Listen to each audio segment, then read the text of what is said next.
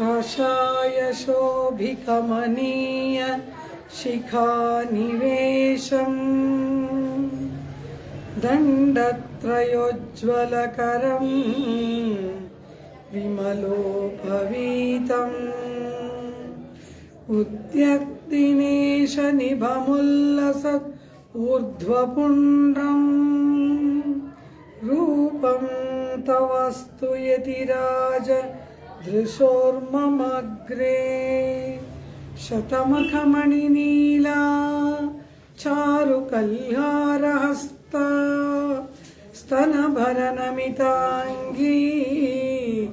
सान्द्रवत्सल्यसिन्धुः अलकविनिहिताभिस्रग्भिरकृष्टनाथा विलसतु हृदि गोदा विष्णुचित्तात्मजानः अनुकलतनुकाण्डालिङ्गनारम्भ शुम्भते प्रतिदिश भुजशाख श्रीसखा नोकहर्दिः स्तननयनगुलुच्छस्फार पुष्पद्विरेफा रचयतु मयि लक्ष्मी कल्पवल्ली कटाक्षाम्। हे गोपालक हे कृपाजलनिधे हे सिन्धुकन्यापते हे कंसान्तक हे गजेन्द्र करुणापारीण हे माधवा हे रामानुज हे जगत्त्रय गुरो हे पुण्डरीकाक्षमा हे गोपीजननाथ पालय परं जानामि न त्वां विना। नीलातुङ्गस्तनगिरितटी सुप्तमुद्बोध्य कृष्णं पारार्थ्यं स्वं श्रुतिशतशिरःसिद्धमध्यापयन्ति सोच्छिष्टायां सजिनिगलितं यावलात्कृत्य भुङ्क्ते गोदा तस्यै नमैदमिदं भूय एवास्तु भूयः। अन्नवयल पुदुवै आण्डाळरङ्गर्क्कु पन्नु तिरुप्पाவை பல்பதியம் இன்னிசையால் பாடிக் கொடுத்தாள் நற்பாமாலை பூமாலை சூடிக் கொடுத்தாளை சொல்லு சூடிக் கொடுத்த சுடற்கொடியே தொல்பாவை பாடி அருள வல்ல பல்வளையாய் நாடி நீ வெங்கடவர்க்கு என்ன விதியம் விம்மாத்தம் நாங்கடவா வண்ணமே நல்கு। கீழ்வானம் வெள்ளென்னே எருமை சிறுவீடு மேய்வான் பரந்தனகான் மிக்குள்ள பிள்ளைகளும் போவான் போகின்னாரை போகாமல் காத்து உன்னை கூவுவான் வந்து நின்னோம் கோது கலமுடைய பாவாய் எழுந்திராய் பாடிப்பறை கொண்டு மாவாய் பிளந்தானை மல்லரை மாட்டிய தேவாதி தேவனை சென்று நாம் சேவித்தால் ஆவாவென்னாராய்ந்து அருளேலோர் எம்பாவாய் ஆண்டாள் திருவடிகளே ಶರಣಂ।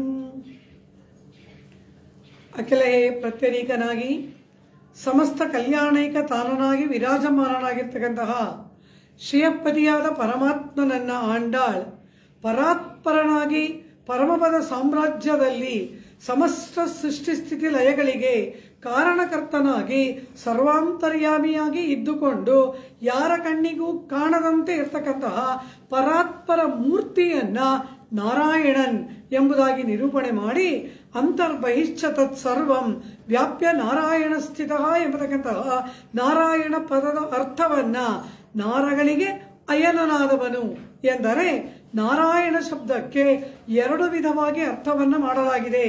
ಒಂದು ಬಹುವ್ರೀಹಿ ಸಮಾಸದ ಪ್ರಕಾರ ಒಂದು ಅರ್ಥ, ತತ್ಪುರುಷ ಸಮಾಸದ ಪ್ರಕಾರ ಒಂದು ಅರ್ಥ.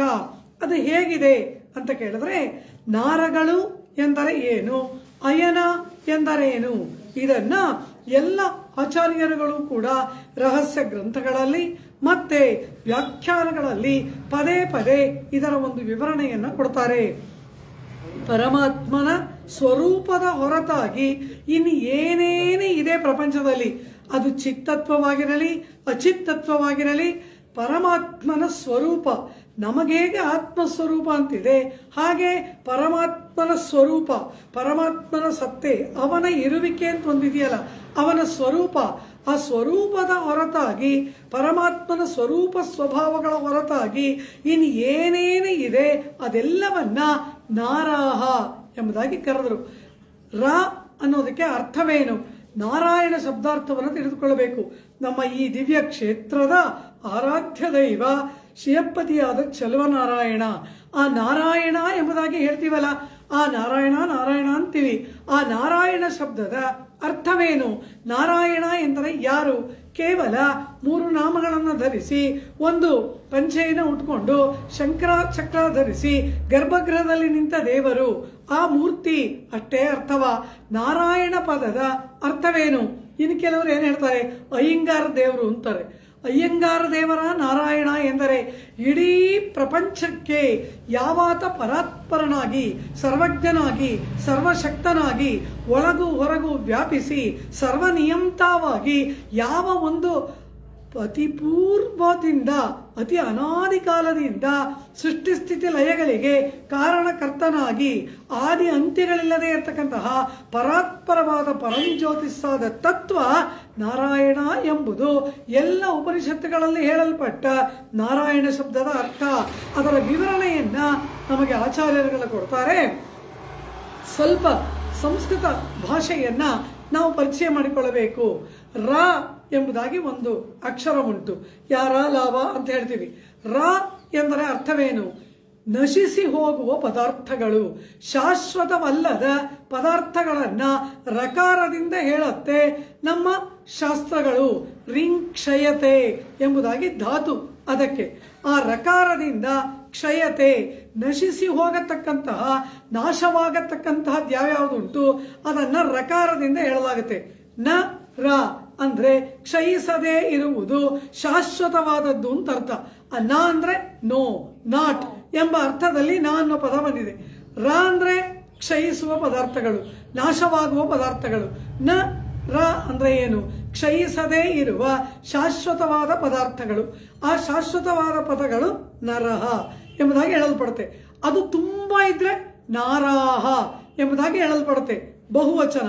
ಹೀಗೆ ನಾರಾಹ ಎಂದರೆ ಚಿತ್ ಮತ್ತೆ ಅಚಿತ್ ತತ್ವಗಳು ನಾರಾಹ ಎಂಬ ಶಬ್ದದಿಂದ ಹೇಳಲ್ಪಡುತ್ತದೆ. ಈ ನಾರಾಹ ಎಂಬತಕ್ಕಂತಹದ್ದು ಅದನ್ನ ಆಧಾರವಾಗಿ ಉಳ್ಳವನು ಯಾರೋ ಅವನು ನಾರಾಯಣ. ನಾರಾಯಣಂ ಅಯನಂ ಎಂಬುದಾಗಿ ನಾರಗಳಿಗೆ ಅಯನ ಅಂದ್ರೆ ಆಧಾರ. ಎರಡು ವಿಧವಾಗಿ ಆಧಾರವನ್ನು ನಾವು ಹೇಳಬಹುದು. ಹೇಗೆ ಎಂದ್ರು, ಈ ನಾರಗಳು ಪರಮಾತ್ಮನಿಗೆ ಆಧಾರ, ಪರಮಾತ್ಮ ನಾರಗಳಿಗೆ ಆಧಾರ. ಎರಡು ವಿಧವಾಗಿ ಹೇಳ್ಬಿಟ್ರು. ಹೇಗೆ ಅಂತ ಕೇಳಿದ್ರು. ನಮ್ಮದೇ ಒಂದು ದೃಷ್ಟಾಂತ, ನಮ್ಮ ದೃಷ್ಟಾಂತವನ್ನ ಹೇಳುವುದಾದರೆ ಹೇಗೆ? ಇದು ಶರೀರ, ಈ ಶರೀರದ ಒಳಗೆ ಆತ್ಮ ಇದೆ. ಆದ್ರಿಂದ ಆತ್ಮನಿಗೆ ಯಾವುದು ಆಧಾರ? ಶರೀರ. ಶರೀರದ ಒಳಗೆ ತಾನೇ ಆತ್ಮ ಇದೆ. ಆದ್ರಿಂದ ಆತ್ಮಕ್ಕೆ ಆಶ್ರಯ ಯಾವುದು? ಈ ಶರೀರ. ಆದರೆ ಈ ಆತ್ಮ ಒಳಗಡೆ ಇಲ್ಲದೆ ಹೋದ್ರೆ ಶರೀರ ಬಿದ್ದೋಗುತ್ತೆ. ಆದ್ರಿಂದ ಶರೀರಕ್ಕೆ ಆತ್ಮ ಆಧಾರ. ಎರಡು ವಿಧವಾಗಿ ಹೇಳಲಾಗಿದೆ. ಆತ್ಮಕ್ಕೆ ಶರೀರ ಆಧಾರ, ಶರೀರಕ್ಕೆ ಆತ್ಮ ಆಧಾರ. ಆ ರೀತಿಯಾಗಿ ಪರಮಾತ್ಮನಿಗೆ ನಾರಗಳು ಆಧಾರ, ಅವನಿಗೆ ಶರೀರದಂತೆ ಇವೆ. ಶರೀರಕ್ಕೆ ಆತ್ಮದಂತೆ ಪರಮಾತ್ಮ ಇರುವುದರಿಂದ ನಾರಗಳಿಗೆ ಪರಮಾತ್ಮ ಆಧಾರವಾಗಿದ್ದಾನೆ. ಹೀಗೆ ಎರಡು ವಿಧವಾಗಿ ನಾರಗಳಿಗೆ ಆಶ್ರಯನಾದವನು ನಾರಾಯಣ, ನಾರಗಳನ್ನ ಆಶ್ರಯವಾಗಿ ಉಳ್ಳವನು ನಾರಾಯಣ ಎಂಬುದಾಗಿ ಎರಡು ವಿಧವಾಗಿ ಅರ್ಥವನ್ನು ಮಾಡಿ, ಇಂತಹ ಈ ನಾರಾಯಣ ಯಾರ ಕಣ್ಣಿಗೂ ಕಾಣದೆ ಇರುವವನಾಗಿದ್ದಾನೆ. ಅಂತಹ ನಾರಾಯಣನೇ ಈಗ ಕೃಷ್ಣ ಪರಮಾತ್ಮನಾಗಿ ನಂದ ಗೋಕುಲದಲ್ಲಿ ಅವತಾರವನ್ನ ಮಾಡಿ ತನ್ನ ಚಿತ್ರ ವಿಚಿತ್ರವಾದ ಮನೋಜ್ಞವಾಗಿ ಇರ್ತಕ್ಕಂತಹ ಬಾಲಚೇಷ್ಟಿತಗಳಿಂದ ಎಲ್ಲರ ಮನಸ್ಸನ್ನು ಸೂರೆಗೊಳ್ಳತಕ್ಕಂತಹವನು ಆಗಿ ಬಂದಾಗ ಕೇಶಿ ಎಂಬ ಒಬ್ಬ ಅಸುರ ಬಂದ. ಅವನನ್ನ ನಿರಸನ ಮಾಡಿ ಕೇಶವನಾದ. ಕೇಶಿ ಹಂತ ಕೇಶವ, ಕೇಶಿಯನ್ನ ಯಾವನು ಕೊಂದನೋ ಅವನು ಕೇಶವನಾಗಿ ಬಂದಿದ್ದಾನೆ ಎಂಬುದಾಗಿ ಆಂಡಾಳ್ ಪರಮಾತ್ಮನ ಪರತ್ವವನ್ನ, ಆ ಪರಾತ್ಪರ ಮೂರ್ತಿ ಅತ್ಯಂತ ಸುಲಭನಾಗಿ ಕೃಷ್ಣನಾಗಿ ಬಂದು ಕೇಶಿವಧ ಮಾಡಿದ ವೃತ್ತಾಂತವನ್ನ ಹೇಳಿ ನಿನ್ನೆಯ ದಿನದ ಪಾಶರದ ನಾಯಕಿಗೆ ಸುಪ್ರಭಾತವನ್ನ ಹಾಡಿದಳಲ್ಲವ. ಹೀಗೆ ನಾರಾಯಣನ್ ಮೂರ್ತಿ ಕೇಶವನ್, ಯಾರ ಕಣ್ಣಿಗೂ ಕಾಣದೇ ಇರ್ತಕ್ಕಂತಹ ಪೃಥ್ವೀನಂತರೇ ತಿಷ್ಠನ್ನೇ ಪೃಥ್ವೀನ ವೇದ, ಎಲ್ಲದರ ಒಳಗೆ ಅವನಿದ್ದಾನೆ. ಆತ್ಮನಿ ತಿಷ್ಠನ್ನೇ ಆತ್ಮ ನವೇದ, ಎಲ್ಲದರ ಒಳಗಿದ್ದಾನೆ, ಆದರೆ ಅವನನ್ನ ಯಾವುದೂ ಅರಿತಿಲ್ಲ ಎಂಬ ಹಾಗೆ ಇರುವಂತಹ ಆ ನಾರಾಯಣ ಮೂರ್ತಿ ಭವಿಸಿ, ಅಂದರೆ ಸಕಲ ಮನುಜ ನಯನ ವಿಷಯತಾಂಗತಃ ಎಂಬಂತೆ ಎಲ್ಲರ ಕಣ್ಣಿಗೆ ಗೋಚರವಾಗತಕ್ಕಂತಹ ಅತಿ ಸೌಲಭ್ಯದಿಂದ ಅವತಾರ ಮಾಡಿದ ಒಂದು ಪರಿ ಇದೆಯಲ್ಲ, ಅದನ್ನ ಆ ಗೋಕುಲದಲ್ಲೇ ಈಗ ನಾವಿದ್ದೇವೆ. ಗೋಪಿಕೆಯರೆಲ್ಲ ಎಲ್ಲಿದ್ದಾರೆ? ಎಲ್ಲಿ ನಾರಾಯಣ ಪರಮಾತ್ಮನಾದ ನಾರಾಯಣ ಅತಿ ಸುಲಭನಾಗಿ ಆ ಯಶೋಧಾನಂದರಿಗೆ ಪುತ್ರನಾಗಿ ಗೋಕುಲದಲ್ಲಿ ಬಾಲಲೀಲೆಗಳನ್ನು ನಡೆಸ್ತಾ ಇದ್ದಾನೋ ಆ ಗೋಕುಲದಲ್ಲೇ ಈಗ ನಾವಿದ್ದೀವಿ. ಇದು ನಮ್ಮ ಭಾಗ್ಯವಲ್ಲವ? ಎಂತಹ ಮಹಾಭಾಗ್ಯ! ಪರಮಾತ್ಮನಿರುವ ಪರಮಪದಕ್ಕೆ ನಮಗೆ ಹೋಗಲು ಸಾಧ್ಯವಿಲ್ಲ. ಕಾರಣ ಏನು? ಪಾಪ ಪುಣ್ಯ ಕಳಿಬೇಕು, ಅದು ಶೂನ್ಯವಾಗಬೇಕು, ಅನಂತರ ಮೋಕ್ಷವನ್ನ ಪಡಿಬೇಕು. ಮುಕ್ತಿ ಪಡೆಯದೆ ಪರಮಪದ ಪ್ರಾಪ್ತಿ ಇಲ್ಲ. ಆದರೆ ಇಲ್ಲಿರುವ ನಾವು ಪರಮಾತ್ಮನನ್ನು ಯಾಕೆ ಕಾಣೋದು? ಅವನೇ ಬರ್ತಾನೆ ನಮ್ಮನ್ನ ಅರಸುತ್ತಾ. ನಮಗಾಗಿ ಪರಮಾತ್ಮ ಅವನೇ ಈ ಲೋಕಕ್ಕೆ ಬರ್ತಾನೆ. ಸಮೋಹಂ ಸರ್ವಭೂತೇಶು ನಮೇ ದ್ವೇಷ್ಯೋಸ್ತಿ ನ ಪ್ರಿಯ ಅಂತನ ಗೀತೆಯಲ್ಲಿ ನನಗೆ ಪ್ರಿಯರಾದವರೂ ಇಲ್ಲ, ದ್ವೇಷಿಗಳೂ ಇಲ್ಲ. ಅದೇ ರೀತಿ ನನಗೆ ಪುಣ್ಯ ಪಾಪ ಕರ್ಮದಿಂದ ಜನ್ಮವಿಲ್ಲ ಅರ್ಜುನ. ನಮಾಂ ಕರ್ಮಾಣಿ ಲಿಂಪಂತಿ ನಮೇ ಕರ್ಮಫಲೇ ಸ್ಪೃಹ. ಕರ್ಮದಿಂದ ಹುಟ್ಟುವವರು ನಾವು, ಪುಣ್ಯ ಪಾಪ ಕರ್ಮಗಳೇ ಕಾರಣವಾಗಿ ನಾವು ಹುಟ್ಟಿ ಬರ್ತೇವೆ. ಅದೇ ಪರಮಾತ್ಮ ಅವತಾರ ಮಾಡ್ತಾನಲ್ಲ, ಮತ್ಸ್ಯಾವತಾರ, ಕೂರ್ಮಾವತಾರ, ಪರಶುರಾಮ, ಬಲರಾಮ, ಕಲ್ಕಿ, ಕೃಷ್ಣ, ಹೀಗೆಲ್ಲ ಪರಮಾತ್ಮ ಬರ್ತಾನಲ್ಲ. ಹೇಗೆ ಬರ್ತಾನೆ ಎಂದ್ರು? ಕೃಪೆಯೇ ಕಾರಣವಾಗಿ ಬರ್ತಾನೆ, ಕರುಣೆಯೇ ಕಾರಣವಾಗಿ ಪರಮಾತ್ಮ ಎನ್ನೆನ್ನ ಯೋನಿಯುಮಾಯ್ ಪಿರಂದಾಯ್ ಇಮಯೋರ್ತಲೈವಾ. ನಮಗೆ ಅಸಹ್ಯ ಒಂದು ಹಂದಿ ಅಂದ್ರೆ ನಾವು ಈ ಕಡೆಯಿಂದ ಹೋಗ್ತೀವಿ, ಚಿಚಿ ಹಂದಿನ ಅಂತೀವಿ. ಪರಮಾತ್ಮ ವರಾಹ ಅವತಾರವನ್ನ ಮಾಡಿದ. ಆಳ್ವಾರರು ಗದ್ಗದಿತರಾಗಿ ಕಣ್ಣೀರಿಡ್ತಾ ಹೇಳ್ತಾರೆ, ಈ ಆತ್ಮನನ್ನ ಈ ಕೆಸರಿನಿಂದ ಉದ್ಧರಿಸುವುದಕ್ಕೆ ಕೆಸರಲ್ಲಿ ಸಂಚಾರ ಮಾಡುವ ವರಾಹನಾಗಿ ಬಂದೆಯ. ಯಾವ ಪದಾರ್ಥ ಎಲ್ಲಿ ಕಳೆದು ಹೋಗಿದೆ ಅದನ್ನ ಅಲ್ಲೇ ಹುಡುಕಬೇಕು. ಕೆಸರಲ್ಲಿ ಬಿದ್ದೋಗಿದ್ಯಾ, ಕೆಸರಿಂದ ಹುಡುಕಿ ತೆಗಿಬೇಕು. ಆ ಕಸದ ರಾಶಿಯಲ್ಲಿ ಬಿದ್ದಿದ್ಯಾ, ಕಸದ ರಾಶಿಯಲ್ಲಿ ಹುಡುಕಬೇಕು. ನಾವೆಲ್ಲ ಸಂಸಾರದ ಕೆಸರಲ್ಲಿ ಬಿದ್ದುಬಿಟ್ಟಿದ್ದೀವಿ. ಈ ಕೆಸರಿಂದ ನಮ್ಮನ್ನ ಎತ್ತಬೇಕಾದ್ರೆ ಶೇರಕ್ಕುಂ ನೀರಕ್ಕುಂ ಇರಾಯಾದ ஒரு ಅಪಾದಾನத்தை ಸಂಕಲ್ಪಿತ್ತಾನಿರೇ. ಪೆರಿಯಮಾಚಾನ್ ಪಿಳ್ಳೆ ಹೇಳ್ತಾರೆ, ಆ ಕೆಸರಿಗೂ ಆ ಅಂಡಕಟಹ ಅಂಟಿಕೊಂಡ ನೀರಿಗೂ ಯಾವ ಪ್ರಾಣಿ, ಯಾವ ರೀತಿಯಾದಂತಹ ಶರೀರ ಕೆಸರಿಗೂ ನೀರಿಗೂ ಸರಿ ಹೊಂದುತ್ತದೆಯೋ ಆ ರೂಪವನ್ನ ತಾಳದನಂತೆ ಅದು ವರಾಹ ರೂಪ. ಎಲ್ಲ ಪ್ರಾಣಿಗಳು ಆ ಸೂಕರ, ಆ ಹಂದಿ ಕೆಸರಲ್ಲಿ ಹೋಗೋ ಹಾಗೆ ಬೇರೆದಕ್ಕೆ ಹೋಗಕ್ಕಾಗಲ್ಲ. ಪರಮಾತ್ಮ ಅದಕ್ಕಾಗಿ ನಮ್ಮನ್ನ ಕೆಸರಿಂದ ಎತ್ತುವುದಕ್ಕೆ ತಾನು ಕೆಸರಲ್ಲಿ ವಿಹಾರ ಮಾಡುವ ಒಂದು ಪ್ರಾಣಿಯಾಗಿ ಬಂದನಲ್ಲ. ಏನಿದು ನಿನ್ನ ಸೌಲಭ್ಯ? ಪೈ ನಿನ್ನ ಜ್ಞಾನಮುಂ ಪೊಲ್ಲಾ ಒഴുക്കും ಅഴുക്കുಡಂಬುಂ. ಪರಮಾತ್ಮ ಬೇಡ, ನನಗೆ ಜನ್ಮವೇ ಬೇಡ ಅಂತಾರೆ. ಇಂಥ ಶರೀರದಲ್ಲಿ ನಾನು ಹುಟ್ಟಿದ್ದೀನಿ, ನನ್ನನ್ನು ಮೇಲೆತ್ತುವುದಕ್ಕೆ ಎನ್ನೆನ್ನಯೋ ನಿಯುಮಾಯ್ ಪಿರಂದಾಯ್ ಇಮಯೋರ್ತಲೈವ. ಸರ್ವಸ್ಮಾತ್ಪರನಾದ ನಿತ್ಯ ಸೂರಿಗಳ ನಾಯಕನಾದ ಆ ನಿನ್ನ ಸ್ಥಾನ ಯಾವುದು? ಈ ವರಾಹನ ರೂಪ ಯಾವುದು? ಅದಕ್ಕೂ ಇದಕ್ಕೂ ಏನಾದರೂ ಹೋಲಿಕೆ ಇದೆಯಾ ಅಂತ ಅವನು ಹೀಗೆ ಬಂದೆಯಲ್ಲ ಎಂಬುದಾಗಿ ಅವನ ಸೌಲಭ್ಯವನ್ನು ಕೊಂಡಾಡ್ತಾನಲ್ಲ, ಅದನ್ನ ಆಂಡಾಳ್ ಮೂರ್ತಿ ಎಂಬ ಶಬ್ದದಿಂದ ಹೇಳಿ ಆ ಒಳಗೆ ಮಲಗಿರುವ ನಾಯಕಿಗೆ ಸುಪ್ರಭಾತವನ್ನ ಗಾನ ಮಾಡಿ ಈಗ ಅವಳು ಎಚ್ಚರಗೊಂಡು ಬಂದಿದ್ದಾಳೆ. ಇವಳ ಸುಪ್ರಭಾತ ಗೀತೆಯನ್ನ ಕೇಳಿ ಮತ್ತೆ ನೋಡ್ತಾರೆ. ಇಡೀ ಗೋಪಿಕಾ ಗೋಷ್ಠಿಯ ಒಂದು ಅವಲೋಕನ. ಆಗ ಇನ್ನೂ ಕೆಲವರು ಇಲ್ಲಿ ಬಂದೇ ಇಲ್ಲ ಎಂಬುದನ್ನ ಆಂಡಾಳು ಅರಿತು ಎಲ್ಲರೂ ಬರಬೇಕಲ್ಲವ, ಅದಕ್ಕಾಗಿ ಒಬ್ಬರು ಬಿಡ್ಕೂಡುದು. ಅಡಿಯಾರ್ಗಳ್ ಕುಳಾಂಗಳ್ ಉಡಂಕೂಡುವುದೆಂದ್ರು ಕೊಲೋ. ಎಲ್ಲ ಪರಮಾತ್ಮನ ಭಕ್ತರ ಜೊತೆಯಲ್ಲಿ ಒಂದಾಗುವುದು ಪುರುಷಾರ್ಥ. ಪರಮಾತ್ಮನನ್ನು ನೋಡುವುದೋ ಪರಮಾತ್ಮನ ಕೈಂಕರ್ಯ ಮಾಡುವುದೋ ಪುರುಷಾರ್ಥವೇ ಅಲ್ಲ. ಯಾವುದು ಪುರುಷಾರ್ಥ? ಭಾಗವತೋತ್ತಮರ ಜೊತೆಯಲ್ಲಿ ಒಂದಾಗಬೇಕು, ಭಾಗವತೋತ್ತಮರಿಗೆ ಕೈಂಕರ್ಯವನ್ನು ಮಾಡಬೇಕು. ಸ್ವಾಮಿ ನಮ್ಮಾಳ್ವಾರ್ ಗೋವರ್ಧನ ಪರ್ವತದ ಅಪಾದಾನವನ್ನು ಕೊಂಡಾಡ್ತಾರೆ, ಆ ಲೀಲೆಯನ್ನು ಆಡ್ತಾರೆ. ಪರಮಾತ್ಮ ಗೋವರ್ಧನ ಪರ್ವತವನ್ನು ಎತ್ತಿ ಹಿಡಿದ ಅಂತಾರೆ. ಈ ಪಾಶುರವನ್ನ ಆಡುವ ನಮ್ಮಾಳ್ವಾರ್ ಇವರೆಲ್ಲಿದ್ದಾರೆ ಅಂತ ಕೇಳಿದ್ರು. ಆ ಗೋವರ್ಧನವನ್ನ ಎತ್ತಿ ಹಿಡಿದನಲ್ಲ ಪರಮಾತ್ಮ, ಆಗ ಅಡಿಯಾರೊಡಂ ಒನ್ನಿನಿನ್ನ ಶಟಕೋಪನ್ ಎಂಬುದಾಗಿ ತನ್ನನ್ನು ಹೇಳ್ಕೊಳ್ತಾರೆ. ಆಳ್ವಾರರೇ, ಪರಮಾತ್ಮ ಗೋವರ್ಧನೋದ್ಧಾರಣ ಮಾಡ್ದ, ನೀವೇನ್ ಮಾಡ್ತಿದ್ರಿ ಅಂದ್ರು. ಆ ಗೋವರ್ಧನ ಪರ್ವತದ ಕೆಳಗಡೆ ಹಸು, ಕರು, ಕುರಿ, ಮೇಕೆ, ಕೋಳಿ, ಗೋಪರು, ಗೋಪಿಕೆಯರು ಎಲ್ಲರೂ ಇದಾರಲ್ವಾ, ಅವ್ರ ಜೊತೆನಲ್ಲಿ ನಾನು ನಿಂತಿದ್ದೀನಿ ಗೋವರ್ಧನ ಪರ್ವತದ ಕೆಳಗೆ ಅಂತ.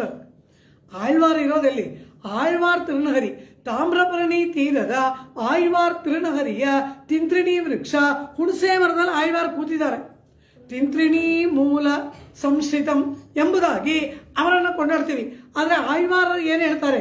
ಆ ಗೋವರ್ಧನದ ಕೆಳಗಡೆ ಎಲ್ಲ ಇದಾರಲ್ಲ, ಮಳೆಗೆ ಅಂಜಿ ಎಲ್ಲ ಗೋವರ್ಧನ ಪರ್ವತದ ಕೆಳಗಡೆ ಆಶ್ರಯ ಪಡೆದಿದ್ದಾರೆ, ಅವರ ಮಧ್ಯದಲ್ಲಿ ನಾನಿದ್ದೀನಿ ಅಂತಾರೆ. ಅಂದ್ರೆ ಏನು? ಆ ಗೋಪರ ಮಧ್ಯದಲ್ಲಿ ಒಂದಾಗುವುದೇ ಒಂದು ಪರಮ ಭಾಗ್ಯ. ಕೃಷ್ಣನ ಆರಾಧನೆ ಅಲ್ಲ, ಕೃಷ್ಣನ ಭಕ್ತರ ನಡುವೆ ಒಬ್ಬರಾಗುವುದೇ ಪರಮ ಭಾಗ್ಯವಲ್ಲವ. ಅದೇ ಆಳ್ವಾರ್ಗಳು ಕೇಳುವ ಪುರುಷಾರ್ಥ. ಅದು ಬೇಕು. ನಮಗೇನು ಬೇಕು? ತಮರ್ಗಳ್ ಕೂಟ್ಟತ್ತು ಒಂದಾಗಬೇಕು. ತಮರ್ ಕಿಡಂದಾನ್ ತಮರ್ಗಳ್ ಕೂಟ್ಟಮೇ. ಪರಮಾತ್ಮ ಎಲ್ಲಿದ್ದಾನೆ ಎಂದ್ರು. ಅವನೆಲ್ಲೋ ಪಾರ್ಕಡಲ್ಲೂ ಪರಮಪದ ಅಂತೆಲ್ಲ ಹೇಳ್ತೀವಿ, ಶಾಸ್ತ್ರ ಅದೆಲ್ಲ ಹೇಳ್ತಾ ಇದೆ. ಆದರೆ ನಿಜವಾಗಿ ಪರಮಾತ್ಮ ಇರುವುದು ಎಲ್ಲಿ? ತಮರ್ಗಳ್ ಕೂಟ್ಟತ್ತು. ಭಾಗವತೋತ್ತಮರು ಅವನ ಭಕ್ತರು ಎಲ್ಲಿದ್ದಾರೆ? ಅವನಲ್ಲಿದ್ದಾನಂತೆ. ನನ್ನ ಭಕ್ತರು ಎತ್ರ ಗಾಯಂತಿ, ನಾರದರಿಗೆ ಹೇಳ್ತಾರೆ ಪರಮಾತ್ಮ, ನನ್ನ ಭಕ್ತರು ಎಲ್ಲಿ ನನ್ನನ್ನು ಗಾನ ಮಾಡ್ತಾರೆ ತತ್ರ ತಿಷ್ಠಾಮಿ ನಾರದ, ನಾನು ಅವ್ರ ಮಧ್ಯದಲ್ಲಿ ನಾನು ಇರ್ತೀನಿ. ಪರಮಾತ್ಮನಿಗೆ ಇದೇ ಇಷ್ಟ. 3 ಆಳ್ವಾರಗಳು ತಿರುಕ್ಕೋವಳೂರು ದಿವ್ಯಕ್ಷೇತ್ರದಲ್ಲಿ ಒಂದೇ ಜಗಲಿಯಲ್ಲಿ ಪೊಯ್ಗೈ ಆಳ್ವಾರ್, ಪೂದತ್ತಾಳ್ವಾರ್, ಪೇಯಾಳ್ವಾರ್ 3 ಜನ ಆಶ್ರಯ ಪಡೆದ್ರು. ಒಬ್ರು ಮಲಗಬಹುದು, ಇಬ್ರು ಕುಳಿತುಕೊಳ್ಬಹುದು, 3 ಜನ ನಿಂತ್ಕೋಬಹುದು ಅಂದ್ರು. ಮಳೆ, ಗುಡುಗು, ಸಿಡಿದು ಎಲ್ಲ ಬರ್ತಾ ಇದೆ. 3 ಜನ ಆಳ್ವಾರುಗಳು ಒಂದೇ ಜಗಲಿಯಲ್ಲಿ ಆಶ್ರಯ ಪಡೆದ್ರು. ಆಗ ಇದ್ದಕ್ಕಿದ್ದಂತೆ ಇಕ್ಕಟ್ಟಾಯ್ತಂತೆ. ಯಾರೋ ಒಬ್ರನ್ನೊಬ್ರು ತಳ್ಳೋ ಹಾಗೆ, ಯಾರೋ ಒಬ್ರನ್ನೊಬ್ರು ನೂಕೋ ಹಾಗೆ ಆಯ್ತಂತೆ. ಯಾರಿದು? ನಾವು 3 ಜನ ಸರಿಯಾಗಿ ನಿಂತಿದ್ವಿ, 4ನೇವರು ಬಂದ್ರೆ ಇಲ್ಲಿ ನೂಕು ನುಗ್ಗಲಾಗುತ್ತೆ. ನಾವು 3 ಜನ ಇದೀವಲ್ಲ, ಇದು ಯಾಕೆ ನೂಕು ನುಗ್ಗಲಾಯ್ತು ಅಂತ ನೋಡಿದ್ರು. ಯಾರು ಬಂದಿದ್ದಾರೆ ಅಂತ ಗೊತ್ತೇ ಆಗ್ಲಿಲ್ವಂತೆ. ಆಗ ಒಬ್ಬರು ಆಳ್ವಾರು ಹೇಳ್ತಾರೆ, ಇರಿ ಕತ್ತಲೆ ಆಗಿದೆ, ಅದರಿಂದ ಕಾಣಿಸ್ತಿಲ್ಲ, ನಾನೊಂದು ದೀಪ ಹಚ್ತೀನಿ ನೋಡೋಣ ಅಂದ್ರು. ಅವರೊಂದು ದೀಪ ಹಚ್ಚಿದ್ರು. ವಯ್ಯಂ ತಹಯ್ಯ ವರ್ಕಳಲೇನಯ್ಯ வெய்ய கதிரோன் விளக்காக செய்ய சுடராழியானடிக்கே சுட்டினேன் சொல் மாலை ಭೂಮಿಯೇ ಅಗಲ್ ಹಣತೆ ವಯ್ಯಂ ತಗழிಯ ಭೂಮಿಯೇ ಹಣತೆ ವಾರ್ಕಡಲೆ ನಯ್ಯಾಹ ಈ ಭೂಮಿಯನ್ನು ಸುತ್ತುವರಿದಂತಹ ಸಮುದ್ರದ ಜಲವೇ ಅದರಲ್ಲಿರುವ ತೈಲ ಎಣ್ಣೆ. ವಾರ್ಕಡಲೆ ನಯ್ಯಾಹ ವೆಯ್ಯ ಕದಿರೋನ್ ವಿಳಕ್ಕ ಅದರಲ್ಲಿ ಒಂದು ಬತ್ತಿಯನ್ನು ಹಾಕಿ ಒಂದು ಜ್ಯೋತಿಯನ್ನು ಹಚ್ಚಬೇಕಲ್ವಾ. ಯಾವುದು ಜ್ಯೋತಿ? ಸೂರ್ಯನೇ ಜ್ಯೋತಿ ಅಂದ್ಬಿಟ್ರು. ಎಂಥ ದೀಪ ಹಚ್ಚಿದ್ರು ಆಳ್ವಾರ್. ಸಮಸ್ತ ಲೋಕದಲ್ಲಿರ್ತಕ್ಕಂತಹ ಪರಮಾತ್ಮನಿಂದ ಸೃಷ್ಟಿಸಲ್ಪಟ್ಟ ಇಡೀ ಪ್ರಕೃತಿಯನ್ನೇ ದೀಪವಾಗಿ ಪರಮಾತ್ಮನಿಗೆ ಸಮರ್ಪಣೆ ಮಾಡಿಬಿಟ್ರು. ಇದನ್ನೇ ಪುರುಷ ಸೂಕ್ತ ಮಾಡೋದು. ಪುರುಷ ಸೂಕ್ತ ಆ ಸೃಷ್ಟಿ ಮಾಡಿದ ಪರಮಾತ್ಮನಿಗೆ ಹೋಮ ಮಾಡುತ್ತೆ. ಯಾವುದು ಹೋಮದಲ್ಲಿ ಅಗ್ನಿ ಯಾವುದು ಅಂದ್ರು? ಗ್ರೀಷ್ಮ ಯುದ್ಮ, ಬೇಸಿಗೆ ಕಾಲವೇ ಅಲ್ಲಿ ಇರ್ತಕ್ಕಂತಹ ಯುದ್ಮ, ಅದೇ ಅಲ್ಲಿ ಇರ್ತಕ್ಕಂತಹ ಫ್ಯೂಯಲ್ ಏನ್ ಹೇಳ್ತೀವಿ ಇಂಧನ, ಅದು ಗ್ರೀಷ್ಮ ಯುದ್ಮ. ಶರತ್ಕಾಲವೇ ಹವಿಹಿ, ಅದೇ ಹವಿಸ್ಸು. ಎಂಥ ಒಂದು ಯಜ್ಞವನ್ನು ಅಲ್ಲಿ ಮಾಡ್ತಾ ಇದ್ದಾರೆ ಆ ಪರಮಾತ್ಮನಿಗೆ. ಪ್ರಕೃತಿಯೇ ಒಂದು ಯಜ್ಞಕುಂಡವಾಗಿ, ಪ್ರಾಕೃತ ಪದಾರ್ಥಗಳೇ ಪರಮಾತ್ಮನಿಗೆ ಇಂಧನವಾಗಿ, ಹವಿಸ್ಸಾಗಿ, ನೈವೇದ್ಯವಾಗಿ, ಪುಷ್ಪವಾಗಿ, ಸಕಲವಾಗಿ ಪರಮಾತ್ಮನ ಪ್ರಕೃತಿಯನ್ನೇ ಸಮರ್ಪಣೆ ಮಾಡತಕ್ಕಂತಹ ಒಂದು ವಿಶ್ವಯಾಗವೇ ಪುರುಷ ಸೂಕ್ತವಲ್ಲವಾ? ಆ ರೀತಿ ಇಲ್ಲಿ ಪೊಯ್ಗೆಯ ಆಳ್ವಾರ್ ಈ ಪ್ರಕೃತಿಯೇ, ಭೂಮಂಡಲವೇ ಒಂದು ಅಹಲ್, ಒಂದು ದೀಪ, ಅದರಲ್ಲಿ ಸೂರ್ಯನೇ ಜ್ಯೋತಿ, ಸಮುದ್ರದ ಜಲವೇ ತೈಲ, ಇಂತಹ ಒಂದು ಅಪರೂಪವಾದ, ಊಹಿಸುವುದಕ್ಕೆ ಅಸಾಧ್ಯವಾದ ಒಂದು ದೀಪವನ್ನು ಅವರು ಸಮರ್ಪಣೆ ಮಾಡಿದ್ರು. ಒಂದೇ ಕಡೆ ದೀಪ ಹಿಡಿದ್ರೆ ಕಾಣುತ್ತಾ? ಈ ಕಡೆ ಯಾರಿದ್ದಾರೆ ನೋಡ್ಬೇಕಲ್ಲ. ಅದಕ್ಕೆ ಇನ್ನೊಂದು ದೀಪವನ್ನ ಪೂದತ್ತಾಳ್ವಾರ್ ಹಚ್ತಾರೆ. ಅವರೇನು ಹೇಳ್ತಾರೆ? ಅನ್ಬೇ ತಹಯ್ಯ ಆರ್ವಮೇನಯ್ಯ. ಅವ್ರು ಹೇಳೋದೇನು? ಅನ್ಬು, ಪರಮಾತ್ಮನ ಮೇಲೆ ಇರುವ ಅಸೀಮವಾದ ಪ್ರೇಮ ಇದೆಯಲ್ಲ, ಅದೇ ಒಂದು ದೀಪ, ಅದೇ ಒಂದು ಹಣತೆ. ಆ ಹಣತೆಯಲ್ಲಿ ಆರ್ವಂ, ಪರಮಾತ್ಮನ ಆ ಆರ್ವಂ ಅಂದ್ರೆ ಪರಮಾತ್ಮನನ್ನ ಈಗಲೇ ಪಡಿಬೇಕು ಪಡಿಬೇಕು ಪಡಿಬೇಕು ಎಂಬ ತ್ವರೆ, ಆ ತೀವ್ರವಾದಂತಹ ಭಾವನಾ ಪ್ರಕರ್ಷ ಇದೆಯಲ್ಲ, ಅದುವೇ ತೈಲ. ಅಲ್ಲಿ ಅನ್ಬೇ ತಹಳಿಯ ಆರ್ವಮೇ ನಯ್ಯಾಹ. ಆಮೇಲೆ ಆ ಜ್ಞಾನ ಇದೆಯಲ್ಲ, ಪರಮಾತ್ಮನಿಗೂ ನಮಗೂ ಇರ್ತಕ್ಕಂತಹ ಸಂಬಂಧ ಜ್ಞಾನ, ಆ ಜ್ಞಾನವೇ ಅಲ್ಲಿ ಜ್ಯೋತಿ. ಇಂತಹ ದೀಪವನ್ನ ಅವರು ಹಚ್ಚಿದ್ರು. ಒಂದು ಬಾಹ್ಯವಾದ ಪ್ರಾಕೃತಿಕವಾದ ದೀಪ, ಇನ್ನೊಂದು ಅಂತರಂಗವಾಗಿರ್ತಕ್ಕಂತಹ ಆತ್ಮನಿಗೆ ಅಂತರಂಗವಾದಂತಹ ಒಂದು ದೀಪವನ್ನು ಇವರು ಹಚ್ಚಿದ್ರು. ಇವರಿಬ್ರು ದೀಪ ಹಚ್ಚಿದ್ರು. ನೋಡಿದವ್ರು ಯಾರು? ಪೇಯಾಳ್ವಾರ್. ತಿರುಕ್ಕಂಡೇನ್ பொன்மேனி கண்டேன் திகழு மறுக்கணி நிறமும் கண்டேன் ಶರಕ್ಕಿಳரும் பொன்னாழி கண்டேன் புரிஷங்கம் கை கண்டேன் ಎನ್ನಾಳಿ ವಣ್ಣನ್ ಪಾಲ್ ಇನ್ರೆ. ಚಕ್ರವನ್ನ ಕಂಡೆ, ಶಂಖವನ್ನ ಕಂಡೆ. ಅದೇ ರೀತಿಯಾಗಿ ಅತಿ ಸುಂದರವಾಗಿ ಇರ್ತಕ್ಕಂತಹ ಪರಮಾತ್ಮನ ಸಮುದ್ರದ ಮೈಬಣ್ಣ, ಆಳಿವಣ್ಣನ್, ಸಮುದ್ರದಂತೆ ನೀಲವಾದ ಮೈಬಣ್ಣವುಳ್ಳ ಪರಮಾತ್ಮನನ್ನ ಕಂಡೆ ಎಂದ್ರು. ಈಗೇನಾಯ್ತು? 3 ಜನ ನಿಂತಿದ್ರು. ಇದ್ದಕ್ಕಿದ್ದಂಗೆ ನೂಕಲು ಯಾಕಾಯ್ತು ಅಂದ್ರೆ ಇವನು ಬಂದ್ಬಿಟ್ಟಿದ್ದಾನೆ ಮಧ್ಯದಲ್ಲಿ. ಯಾರು? ಶಂಖಚಕ್ರ ಗದಾಧಾರಿಯಾದ, ನೀಲಮೇಘ ಶ್ಯಾಮಲನಾದ, ಪೀತಾಂಬರಧಾರಿಯಾದ, ಆ ಕೌಸ್ತುಭ ರತ್ನವನ್ನು ಧರಿಸಿದಂತಹ, ಕಸ್ತೂರಿ ತಿಲಕೋರ್ಧ ಪುಂಡ್ರನಾದ, ಕಮಲದಂತೆ ಕಣ್ಣುಳ್ಳ, ಸರ್ವಾಂಗ ಸುಂದರನಾದ ಪರಮಾತ್ಮ ಈ 3 ಜನ ಆಳ್ವಾರ ಮಧ್ಯದಲ್ಲಿ ಬಂದು ನಿಂತ್ಕೊಂಡ್ಬಿಟ್ಟಿದ್ದಾನೆ. ಅಲ್ಲಿ ಜಾಗ ಸಾಕಾಗ್ತಾ ಇಲ್ಲ, ನುಗ್ಗುಲ ಆಗ್ತಾ ಇದೆಯಂತೆ. ಇವನು ಯಾಕೆ ಬಂದ ಅಂದ್ರು. ಅವರು 3 ಜನ ಮಳೆಗೆ ಆಶ್ರಯ ಪಡೆದ್ರು. ಅವರು 3 ಜನ ಪಾಪ ಏನೋ ನಿಂತ್ಕೊಂಡು ಭಗವದ್ ವಿಷಯ ಮಾತಾಡ್ತಾ ಇದ್ದಾರೆ. ಇವನು ಯಾಕೆ ಬಂದ ಅಂತ ಕೇಳಿದ್ರು. ಸ್ವಾಮಿ ವೇದಾಂತ ದೇಶಿಕರು ಹೇಳ್ತಾರೆ, ಪರಮಾತ್ಮ ಎಂತವನು ಅಂತ. ಭಕ್ತ ಜನ ಸಮ್ಮರ್ದ ಕೋಲಾಹಲ ಪ್ರಿಯ ಅಂತ ಅವನಿಗೊಂದು ಬಿರುದು ಕೊಟ್ಬಿಟ್ರು. ಈ ಭಕ್ತರ ಮಧ್ಯದಲ್ಲಿ ಸಿಕ್ಕಾಕೊಂಡು ನಜ್ಜುಗುಜ್ಜಾಗೋದು ಅವನಿಗೆ ಆಸೆ ಅಂತೆ. ನೆರುಕಡಿ ಆ ಭಕ್ತರ ಮಧ್ಯದಲ್ಲಿ ಸಿಕ್ಕಾಕೋಬೇಕಂತೆ. ಅವ್ರು ಚೆನ್ನಾಗಿ ಇವನನ್ನು ಹಿಂಡಬೇಕು, ಅವ್ರ ಮಧ್ಯದಲ್ಲಿ ಸಿಕ್ಕಾಕೋಬೇಕು, ಅವ್ರು ಆಡೋ ಮಾತೆಲ್ಲ ಕೇಳಬೇಕು, ಅವ್ರು ಇವನನ್ನು ತಳ್ಳಬೇಕು, ಆ ಕಡೆ ಒಬ್ರು ತಳ್ಳಬೇಕು, ಈ ಕಡೆ ಒಬ್ರು ತಳ್ಳಬೇಕು, ಇಬ್ಬರು ಮಧ್ಯದಲ್ಲಿ ಸಿಕ್ಕಾಕೋಬೇಕು. ಆ ಭಕ್ತರ ಸ್ಪರ್ಶ, ಆಲಿಂಗನ, ಅವರ ಮಾತು, ಅವರ ಸಹವಾಸ ಅವನಿಗೆ ಬಹಳ ಪ್ರಿಯವಂತೆ. ಅದಕ್ಕೆ ಏನ್ ಮಾಡ್ದ, ಇಲ್ಲಿ 3 ಜನಕ್ಕೆ ಜಾಗ ಸಾಲದು, ಇವನು ಬೇರೆ ಬಂದು ನಿಂತ್ಕೊಂಡಂತೆ. ಈ ರೀತಿ ಆ 3 ಜನ ಆಳ್ವಾರಗಳಿಂದ ಪರಮಾತ್ಮನೆಂಬ ಕಬ್ಬು ಹಿಂಡಲ್ಪಟ್ಟು 3 ತಿರುವಂದಾದಿ ಎಂಬ ರಸಗಳಾಗಿ ಬಂದಿತು ಅಂತಾರೆ ಕರಿಯವಾಚಾನ್ ಪಿಳ್ಳೆ. 3 ತಿರುವಂದಾದಿ, ಮೊದಲ ತಿರುವಂದಾದಿ, 2ಆம் ತಿರುವಂದಾದಿ, 3ಆம் ತಿರುವಂದಾದಿ.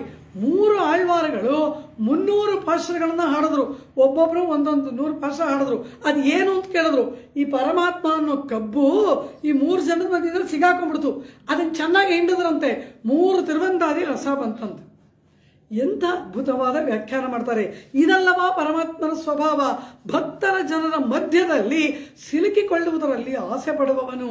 ಅದಕ್ಕಾಗಿ ಪರಮಾತ್ಮನಿಗೆ ಪರಮಪದದಲ್ಲಿ ಇರಪ್ಪು ಕೊಳ್ಳಾದಿರೆ, ಪರಮಪದದಲ್ಲಿ ಅವನಿಗೆ ಇರಕ್ಕೆ ಮನಸ್ಸು ಬರಲ್ವಂತೆ. ಕ್ಷೀರಾಬ್ದಿಯಲ್ಲಿ ಶಯನಕೋಲத்தில் ಕಿಡಕ್ಕಿರಾನ್ ಅನ್ರಿರೆ, ಕ್ಷೀರಾಬ್ದಿಯಲ್ಲಿ ಇರೋಕೆ ಮನಸ್ಸು ಬರಲ್ವಂತೆ. ಎಲ್ಲಿಗೆ ಬರ್ತಾನೆ? ಆಯ್ಪಾಡಿ ಕಣಿವಿಳಕ್ಕೆ, ಇಲ್ಲಿ ಬಂದ್ಬಿಟ್ಟಂತೆ ಗೋಕುಲಕ್ಕೆ ಪರಮಾತ್ಮ.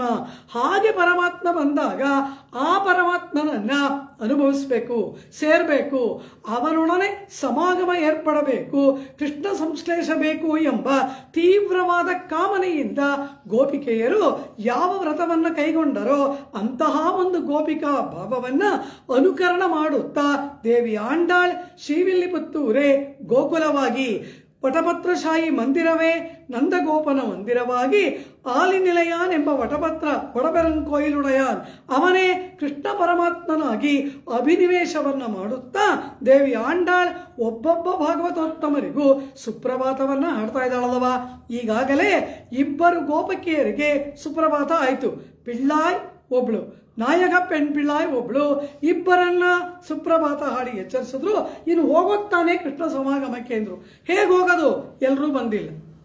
ಮತ್ತೆ ಇನ್ನೊಬ್ಬಳಿಗೆ ಸುಪ್ರಭಾತವನ್ನ ಹಾಡಬೇಕು, ಅವಳು ಬರಬೇಕಲ್ವಾ. ಒಬ್ಬರೂ ಬಿಟ್ಟು ಹೋಗಬಾರ್ದು. ಅದು ಗೋದಾದೇವಿಯ ಆಶಯ. ನಮ್ಮ ಇವಾರ್ ಅದ್ಭುತವಾದ ಕಲಿಯುಗದಲ್ಲಿ ಪರಮಾತ್ಮನನ್ನ ಕೊಂಡಾಡುವ ದೊಡ್ಡ ಭಾಗವತ ಸಮೂಹದ ಒಂದು ಚಿತ್ರವನ್ನ ಕಾಣ್ತಾರೆ. ಆ ಒಂದು ದಿವ್ಯವಾದ ದೃಶ್ಯವನ್ನು ನೋಡಿದ ಕೂಡಲೇ ನಮ್ಮ ಇವಾರ್ ಏನ್ ಹೇಳ್ತಾರೆ? ವಾರೀರ್ ವಾರೀರ್ ಎಂಬುದಾಗಿ ಎಲ್ಲರನ್ನ ಕರೀತಾರೆ. ತೊಂಡೀರೆಲ್ಲೀರುಂ ವಾರೀರ್, ಯಾರ್ಯಾರು ಪರಮಾತ್ಮನ ಭಕ್ತರಿದ್ದೀರಾ, ಪೊಲಿಗ ಪೊಲಿಗ ಪೊಲಿಗ ಪೋಯಿತ್ ವಲ್ಲುಯಿರ್ ಚಾಪಂ ಎಂಬ ಆ ತಿರುವಾಯ್ಮಳಿ ದಶಕದಲ್ಲಿ ತೊಂಡೀರ್ ಎಲ್ಲೀರುಂ ವಾರೀರ್, ಎಲ್ಲ ಬನ್ನಿ ಅಂತ ಕರೀತಾರೆ. ಕಾರಣ ಆ ಭಾಗವತ ಗೋಷ್ಠಿ. ಆದ್ರಿಂದಲೇ ನಮ್ಮ ಸಂಪ್ರದಾಯದಲ್ಲಿ ಗೋಷ್ಠಿ ಗೋಷ್ಠಿ ಗೋಷ್ಠಿ ಆ ಭಾಗವತ ಸಮೂಹಕ್ಕೆ ಅಷ್ಟೊಂದು ಪ್ರಾಶಸ್ತ್ಯ. ಏಕೆಂದ್ರೆ ಅದು ಪರಮಾತ್ಮನಿಗೆ ಪ್ರಿಯವಾದದ್ದು. ಆದ್ದರಿಂದ ಆ ಭಾಗವತ ಸಮೂಹವೇ ಪರಮ ಉದ್ದೇಶ ಇವರಿಗೆ. ಆದ್ದರಿಂದ ಆಂಡಾಳ್ ನನಿಮಾ ಕಲವೀನ್ಬಮೆ ನಾಳುಂ ವೈಕ್ಕನಂಗಳ್ಕೆ ನೆಡುಮಾರು ಕಡಿಮೆ ದಶಕದಲ್ಲಿ ನಮ್ಮಾಳ್ವಾರ ಹೇಳ್ತಾರೆ, ಯಾವುದು ನಮಗೆ ಉದ್ದೇಶ? ಪರಮಾತ್ಮನಲ್ಲ. ಇನ್ಬಂ ಕಲವಿ ಇನ್ಬಂ ಮಾಕ್ಕಲವಿ ಇನ್ಬಂ ನನಿಮಾಕ್ಕಲವಿ ಇನ್ಬಂ ಅಂದ್ಬಿಟ್ರು. ಈ ಲೋಕದಲ್ಲಿ ಏನು ಸುಖ ಭೋಗ ಸ್ವರ್ಗನೂ ಸೇರಿಸಿ ಅನುಭವಿಸ್ತೀವಿ, ಅದು ಬರೀ ಸಂತೋಷ. ಇನ್ಬಂ ಕಲವಿ ಇನ್ಬಂ, ಆ ಎಲ್ಲರೂ ಸೇರಿಸಿ ಆ ಅನುಭವ ಮಾಡೋದು ಒಂದು. ಮಾಕ್ಕಲವಿ ಇನ್ಬಂ, ಶ್ರೀ ಮಹಾಲಕ್ಷ್ಮಿಯನ್ನ ಮುಂದಿಟ್ಟುಕೊಂಡು ಅನುಭವ ಮಾಡುವುದು ಪರಮಾತ್ಮನನ್ನ. ಅದಕ್ಕೂ ಮೇಲಿನ ಅನುಭವ ನನಿಮಾಕ್ಕಲವಿ ಇನ್ಬಂ, ಎಂದೂ ಬತ್ತದ ಆನಂದದ ಒಂದು ಮಹಾ ಸಾಗರದ ಅನುಭವ ಯಾವುದು ಅಂದರೆ ಭಾಗವತರೊಡಗೂಡಿ ಪರಮಾತ್ಮನನ್ನ ಸೇರುವುದು. ಇದಕ್ಕೆ ಮೇಲೆ ಮತ್ತೊಂದು ಉಂಟ. ಎಲ್ಲರೂ ಪರಮಾತ್ಮನನ್ನ ಸೇರಬೇಕಾದ್ರೆ ಅವರನ್ನು ಮುಂದಿಟ್ಕೊಂಡು ಹೋಗಬೇಕು, ಭಾಗವತರನ್ನು ಮುಂದಿಟ್ಕೊಂಡು ಹೋಗಬೇಕು. ವೇದಂ ವಲ್ಲಾರ್களை ಕೊಂಡು ವಿಣ್ಣೋರ್ ಪೆರುಮಾಂ ತಿರುಪಾದಂ ಪಣಿಂದು ಆ ಒಂದು ಅನುಷ್ಠಾನವನ್ನ ತೋರುತ್ತಾ ಆಂಡಾಳ್ ಈಗ ಮತ್ತೊಬ್ಬ ಗೊಲ್ಲಬಾಲಿಕೆಯ ಮನೆಯ ದ್ವಾರದಲ್ಲಿ ನಿಂತು ಅವಳಿಗೆ ಸುಪ್ರಭಾತವನ್ನು ಗಾನ ಮಾಡ್ತಾರೆ. ಇಲ್ಲಿ ಏನು? ಇಲ್ಲಿ ಯಾವ ಪಕ್ಷಿನೂ ಕೂಗ್ತಾ ಇಲ್ಲ, ಯಾವ ಪಕ್ಷಿನೂ ಗೂಡಿಂದ ಹೊರಗೆ ಬಂದಿಲ್ಲ. 6ನೇ ಪಾಶುರ ಪುಳ್ಳುಂ ಶಿಲಂಬಿನ ಹಾಣ್, ಪಕ್ಷಿಗಳು ಗೂಡಿನಿಂದ ಹೊರಬಿದ್ದಿವೆ ಎಂದ್ಲು. 7ನೇ ವಾಸರದಲ್ಲಿ ಆಹಾರ ಸಂಗ್ರಹಣಾರ್ಥವಾಗಿ ಆ ಪಕ್ಷಿಗಳು ಹೊರಡ್ತಾ ಇದೆ, ಅದಕ್ಕಾಗಿ ಸಂವಾದ ಮಾಡ್ತಾ ಇದೆ ಎಂದ್ಲು. ಈಗೇನು ಅಂದ್ರು, ಎಲ್ಲ ಪಕ್ಷಿ ಹಾರು ಹೋಗಾಯ್ತು, ಈಗ ಇನ್ನೂ ಸಮಯ ಜಾಸ್ತಿ ಆಗ್ಬಿಡ್ತು. ಪುಳ್ಳುಂ ಶಿಲಂಬಿನ ಹಾಣಿಗಿಂತ ಸ್ವಲ್ಪ ಬೆಳಗಾಗಿದೆ, ಕೀಶನ್ ರೆಂಗುಂ. ಈಗ ಎಲ್ಲ ಪಕ್ಷಿಗಳು ಹೋಗಾಯ್ತು. ಯಾವ ಪಕ್ಷಿನ ಸಂಕೇತ ಹೇಳೋದು? ಪಕ್ಷಿ ಎಲ್ಲ ಹೋಗಾಗಿ ಸೂರ್ಯ ನಡುನೆತ್ತಿಗೆ ಬಂದಾಯ್ತು, ಇನ್ನೂ ಮಲಗಿದೆಯಲ್ಲ ಅಂತಾಳೆ. ಬೆಳಗ್ಗೆನೇ ಆಗಿಲ್ಲ, ಮಧ್ಯಾಹ್ನ ಹೇಗಾಗತ್ತೆ? ಸೂರ್ಯೋದಯವೇ ಆಗಿಲ್ಲ, ಈಗ ಬಹಳ ಕಾಲ ಆಗೋಯ್ತು ಎಂಬುದಾಗಿ ಹೇಳ್ತಾ ಇದ್ದೀರಲ್ಲ, ಹೇಗೆ ಹೇಳ್ತೀರಾ ಅಂದ್ಲು. ನಾವು ಬಂದಿದ್ದೀವಲ್ಲ ಅಂದ್ಲು. ನೀವು ಬಂದಿರೋದು ಸಂಕೇತ ಅಲ್ಲ ಅಂದ್ಬಿಡ್ತಾಳೆ ಒಳಗೆ ಮಲಗಿರುವ ಗೊಲ್ಲಬಾಲಿಕ. ಏನನ್ನ ಹೇಳೋದು ಇವಳಿಗೆ? ಎಲ್ಲ ಪಕ್ಷಿಗಳ ಸಂಕೇತ ಹೇಳೋಣ ಅಂದ್ರೆ ಎಲ್ಲ ಹಾರು ಹೋಗಾಯ್ತು. ಯಾವ ಶಂಕ ಎಲ್ಲ ದೇವಸ್ಥಾನದ ಸಾತ್ಮರೆ ಆಗಿ ಬಾಗಿಲು ಹಾಕಾಯ್ತು. ಯಾವ ಶಂಕದ ನಾದವನ್ನ ಹೇಳೋದು? ಏನೂ ಇಲ್ಲ. ಆದ್ರಿಂದ ಈಗ ಆಂಡಾಳ ಏನ್ ಮಾಡ್ತಾಳೆ, ನೇರಾಗಿ ಸೂರ್ಯೋದಯವಾದದ್ದನ್ನೇ ಲಕ್ಷಣವಾಗಿ ಹೇಳ್ತಾಳೆ. ಕೀಳ್ವಾನಂ வெள்ளெண்ணெ எருமை சிறுவீடு மெய்வான் பரந்தனகான் மிக்குள்ள பிள்ளைகளும் போவான் போகின்னாரை போகாமல் காத்து உன்னை கூவான் வந்து நின்னோம். ಅಮ್ಮ ಸಖಿ, ಪರಮಪ್ರಿಯಳಾದ ಸಖಿಯೇ, ಈಗ ನೋಡು, ಕೀಳ್ವಾನಂ வெள்ளென்று ನೇರಾಗಿ ಸೂರ್ಯೋದಯವನ್ನೇ ಹೇಳ್ಬಿಟ್ರು. ಈಗ ಇನ್ಯಾವ ವಿಧವಾದಂತಹ ಸಂಕೇತವೂ ಕೂಡ ಇಲ್ಲಿ ಇಲ್ಲ. ಈಗ ನೇರಾಗಿ ಸೂರ್ಯೋದಯವಾದದ್ದನ್ನೇ ಆಂಡಾಳ್ ನಿರೂಪಣೆ ಮಾಡಿ ಹೇಳ್ತಾ ಇದ್ದಾಳೆ. ಕೀಳ್ವಾನಂ, ಕೀಳ್ತಿಶೈ ಅಂದ್ರೆ ಪೂರ್ವದ ದಿಕ್ಕು, ಮೇಲ್ತಿಶೈ ಪಶ್ಚಿಮ, ಕೀಳ್ತಿಶೈ ಪೂರ್ವ, ತೆರ್ಕು ದಕ್ಷಿಣ, ವಡಕ್ಕು ಉತ್ತರ. ಕೀಳ್ವಾನಂ ಪೂರ್ವದ, ವಾನಂ ಎಂದರೆ ಆಕಾಶ. ನಮ್ಮ ಕನ್ನಡದಲ್ಲಿ ಬಾನು ಅಂತ ಹೇಳ್ತೀವಿ. ಬಾನು ಅಂದ್ರೆ ಆಕಾಶ, ಬಾನಿನಲ್ಲಿ ಚಂದ್ರ ಉದಯಿಸಿದ ಅಂತ ಹೇಳ್ತೀವಿ. ಬಾನು ಅನ್ನೋದು ಕನ್ನಡ ಪದ. ಆ ಬಾನು ಅನ್ನೋದು ತಮಿಳಿನಲ್ಲಿ ವಾನಂ ಅಂತಾಗಿದೆ. ಬಾ ಜಾಗದಲ್ಲಿ ವಾ ಬಂದಿದೆ, ವಾನಂ. ವಾನಂ ಅಂದ್ರೆ ಆಕಾಶ. ಕೀಳ್ ವಾನಂ, ಪೂರ್ವದ ಆಕಾಶವು வெள்ளென்று ಬೆಳ್ಳಗಾಗಿದೆ ಅಂತ ಹೇಳ್ತಾಳೆ. ಕೆಂಪಗಾಗಿರೋದೆಲ್ಲ ಆಗೋಯ್ತು, ಕೆಂಪಗಾಗಿರೋದೆಲ್ಲ ಈಗ ಬೆಳ್ಳಗಾಗೋಯ್ತು ಅಂದ್ರೆ ಏನು, ಕಾಲ ಇನ್ನೂ ಅಧಿಕವಾಗಿ, ಹಗಲು ಮೇಲೆ ಮೇಲೆ ಅಧಿಕವಾಗ್ತಾ ಇದೆ ಎಂಬುದನ್ನ ಕೀಳ್ವಾನಂ வெள்ளெண்ணெ, ಪೂರ್ವದ ಆಕಾಶ ಬೆಳ್ಳಗಾಯಿತು ಅಂತ ಹೇಳ್ತಾಳೆ. ಒಳಗೆ ಮಲಗಿರೋಳು ಇದಕ್ಕೆಲ್ಲ ಒಪ್ಕೊಳ್ಳೋ ಅಂಥವಳ, ಅವಳೇನು ಹೇಳ್ತಾಳೆ, ಪೂರ್ವದ ಆಕಾಶ ಬೆಳ್ಳಗಾಗಿಲ್ಲ, ಸೂರ್ಯೋದಯದಿಂದ ಬೆಳ್ಳಗಾಗಿಲ್ಲ. ಮತ್ತಿನ್ಯಾಗೆ ಪೂರ್ವ ದಿಕ್ಕಿನಲ್ಲಿ ಸೂರ್ಯೋದಯವಾಗತ್ತೆ, ಅದು ಬೆಳ್ಳಗಾಗಿದೆ ಅಂದ್ರೆ ಸೂರ್ಯ ಮೇಲ್ ಬಂದಿರಬೇಕಲ್ವಾ, ಆದ್ರಿಂದ ತಾನೇ ಬೆಳ್ಳಗಾಗಿದೆ ಅಂದ್ರೆ ಇಲ್ಲ ಅಂದ್ಬಿಟ್ಲು ಒಳಗೆ ಮಲಗಿರೋಳು. ಮತ್ತೆ ಇನ್ಯಾಗೆ ಬೆಳ್ಳಗಾಯಿತು ಅಂದ್ರು. ನೀವೆಲ್ಲ ಯಾರು? ಮದಿಮುಹ ಮಡಂದಯರ್, ಒಳ್ಳೆಯ ಪ್ರಕಾಶಮಾನವಾಗಿ ಇರ್ತಕ್ಕಂತಹ ಮುಖವನ್ನು ಉಳ್ಳವರು. ನೆನ್ನೆ ತಾನೇ ತೇಷಮುಡಯಾಯ್ ಎಂಬುದಾಗಿ ಪರಮ ತೇಜಸ್ವಿನಿಯಾದವಳನ್ನ ನಿಮ್ ಗೋಟೆಲ್ ಸೇರಿಸ್ಕೊಂಡಿದ್ದೀರಾ. ಅಂತಹ ತೇಜಸ್ವಿನಿಗಳಾದವರ ಮುಖದ ಕಾಂತಿ ಪೂರ್ವದ ಆಕಾಶದಲ್ಲಿ ಪ್ರತಿಬಿಂಬಿತವಾಗಿ ಅದು ಬೆಳ್ಳಗಾಗಿದೆ ಹೊರತು ಸೂರ್ಯೋದಯದಿಂದ ಆಗಿಲ್ಲ ಅಂದ್ಬಿಟ್ಲು. ಸರಿ, ನೀನು ಏನು ಹೇಳಿದ್ರು ಒಪ್ಪಲ್ಲ. ಗೋಕುಲದಲ್ಲಿ ಇನ್ನೊಂದು ಸಂಕೇತವಿದೆ. ಏನು ಸಂಕೇತ? ಪ್ರಾತಃ ಕಾಲವಾದರೆ ಒಂದು ಸಂಕೇತ ಉಂಟು ಗೋಕುಲದಲ್ಲಿ. ಅದೇನು ಅಂತ ಕೇಳಿದ್ರೆ, ರಾತ್ರಿಯೆಲ್ಲ ಗೋಷ್ಠದಲ್ಲಿ ಹಸು ಕರುಗಳು ಎಮ್ಮೆಗಳನ್ನೆಲ್ಲ ಕಟ್ಟಾಕಿರ್ತಾರೆ. ಬೆಳಗ್ಗೆ ಎದ್ದು ಅವುಗಳನ್ನೆಲ್ಲ ಕಾಡಕ್ಕೆ ಕರ್ಕೊಂಡು ಹೋಗಬೇಕು ಮೇಯೋದಕ್ಕೆ. ಹಾಗೆ ಹೋಗುವುದಕ್ಕೆ ಮುನ್ನ ರಾತ್ರಿ ಎಲ್ಲ ಕಟ್ಟಾಕಿರ್ತಾರಲ್ವಾ, ಸ್ವಲ್ಪ ಕಾಲಾಡಿಸ್ಲಿ ಅಂತ ಆ ಕಟ್ಟಿರೋ ಹಸು ಎಮ್ಮೆಗಳನ್ನ ಬಿಚ್ಚಿ ಮನೆಯ ಅಂಗಳದಲ್ಲಿ ಬಿಡ್ತಾರಂತೆ. ಅದಾದ್ಮೇಲೆ ಕಾಡಿಗೆ ಹೋಗುತ್ತೆ. ಈಗ ಮನೆಯ ಅಂಗಳದಲ್ಲಿ ಅದು ಚಿಕ್ಕ ಚಿಕ್ಕ ಮೇವು, ಅಲ್ಲಲ್ಲಿ ಇರೋ ಎಲೆ ಸೊಪ್ಪು ಅದನ್ನು ತಿಂದ್ಕೊಂಡು ಅಲ್ಲಲ್ಲೇ ಅದು ಓಡಾಡುತ್ತಂತೆ. ಇದಕ್ಕೆ ಏನರ್ಥ? ಶಿರುವೀಡು ಮೇಯ್ದಲ್ ಅಂದ್ರೆ ಪನಿಪುಲ್, ಚಿಕ್ಕ ಚಿಕ್ಕ ಅಲ್ಲಲ್ಲಿ ಚಿಕ್ಕ ಚಿಕ್ಕ ಮೇವನ್ನ ಮೇಯೋದು. ಆಮೇಲೆ ದೊಡ್ಡ ಮೇವಿಗೆ ಕಾಡಿಗೆ ಹೋಗುತ್ತೆ, ಕೃಷ್ಣ ಕರ್ಕೊಂಡು ಹೋಗ್ತಾನೆ, ಅದು ಬೇರೆ. ಆಂಡಾಳ್ ಹೇಳ್ತಾಳೆ, ಎರುಮೈ ಶಿರುವೀಡು ಮೇಯ್ವಾನ್ ಪರಂದನಗಾಣ್. ಎರುಮೈ ಎಮ್ಮೆಗಳೆಲ್ಲವೂ ಶಿರುವೀಡು ಮನೆಯ ಅಂಗಳದಲ್ಲಿ ಎಳೆಯ ಮೇವನ್ನ ಮೇಯುವುದಕ್ಕಾಗಿ ಪರಂದನ ಎಲ್ಲ ಕಡೆ ಹರಡ್ಕೊಂಡಿದೆ ನೋಡು, ಕಾಣಂತಾಳೆ. ಏನರ್ಥ? ಎದ್ದು ಬಂದು ನೋಡಿದ್ರೆ ಗೊತ್ತಾಗತ್ತೆ. ನೀ ಮನೆ ಒಳಗಡೆ ಕೂತಿದ್ರೆ ನಿನಗೇನು ಗೊತ್ತಾಗತ್ತೆ? ಕಾಣ್, ಎದ್ದು ಬಾ ಅನ್ನೋದನ್ನ ಸೂಚನೆ ಮಾಡ್ತಾರೆ. ಎರುಮೈ ಶಿರುವೀಡು ಮೇಯ್ವಾನ್ ಪರಂದನ ಕಾಣ್. ಪರಂದನ ಎಲ್ಲ ಕಡೆ ಚದುರಿದೆ, ಹರಡಿದೆ, ಇದನ್ನ ನೋಡೋದಕ್ಕೆ ಎದ್ದು ಬಾ ಅಂತಾಳೆ. ಎಲ್ಲಿ ಎಮ್ಮೆ? ಬೆಳಗಾದ್ರೆ ಅಲ್ವಾ ಎಮ್ಮೆ ಕರುಣೆಲ್ಲ ಬಿಚ್ಚಿ ಬಿಡ್ತಾರೆ. ಎಮ್ಮೆನೂ ಇಲ್ಲ, ಕರುನೂ ಇಲ್ಲ, ಹಸುನೂ ಇದೆ, ಯಾವುದು ಬಂದು ಹೊರಗಡೆ ಮೇಯ್ತಾನೂ ಇಲ್ಲ ಅಂದ್ಬಿಟ್ಲು ಒಳಗಡೆ ಮಲಗಿರೋಳು. ಮತ್ತೆ ಇಲ್ಲಿ ಕಾಣಿಸ್ತಿದ್ಯಲ್ಲ ಇದು ಏನು ಅಂದ್ರು.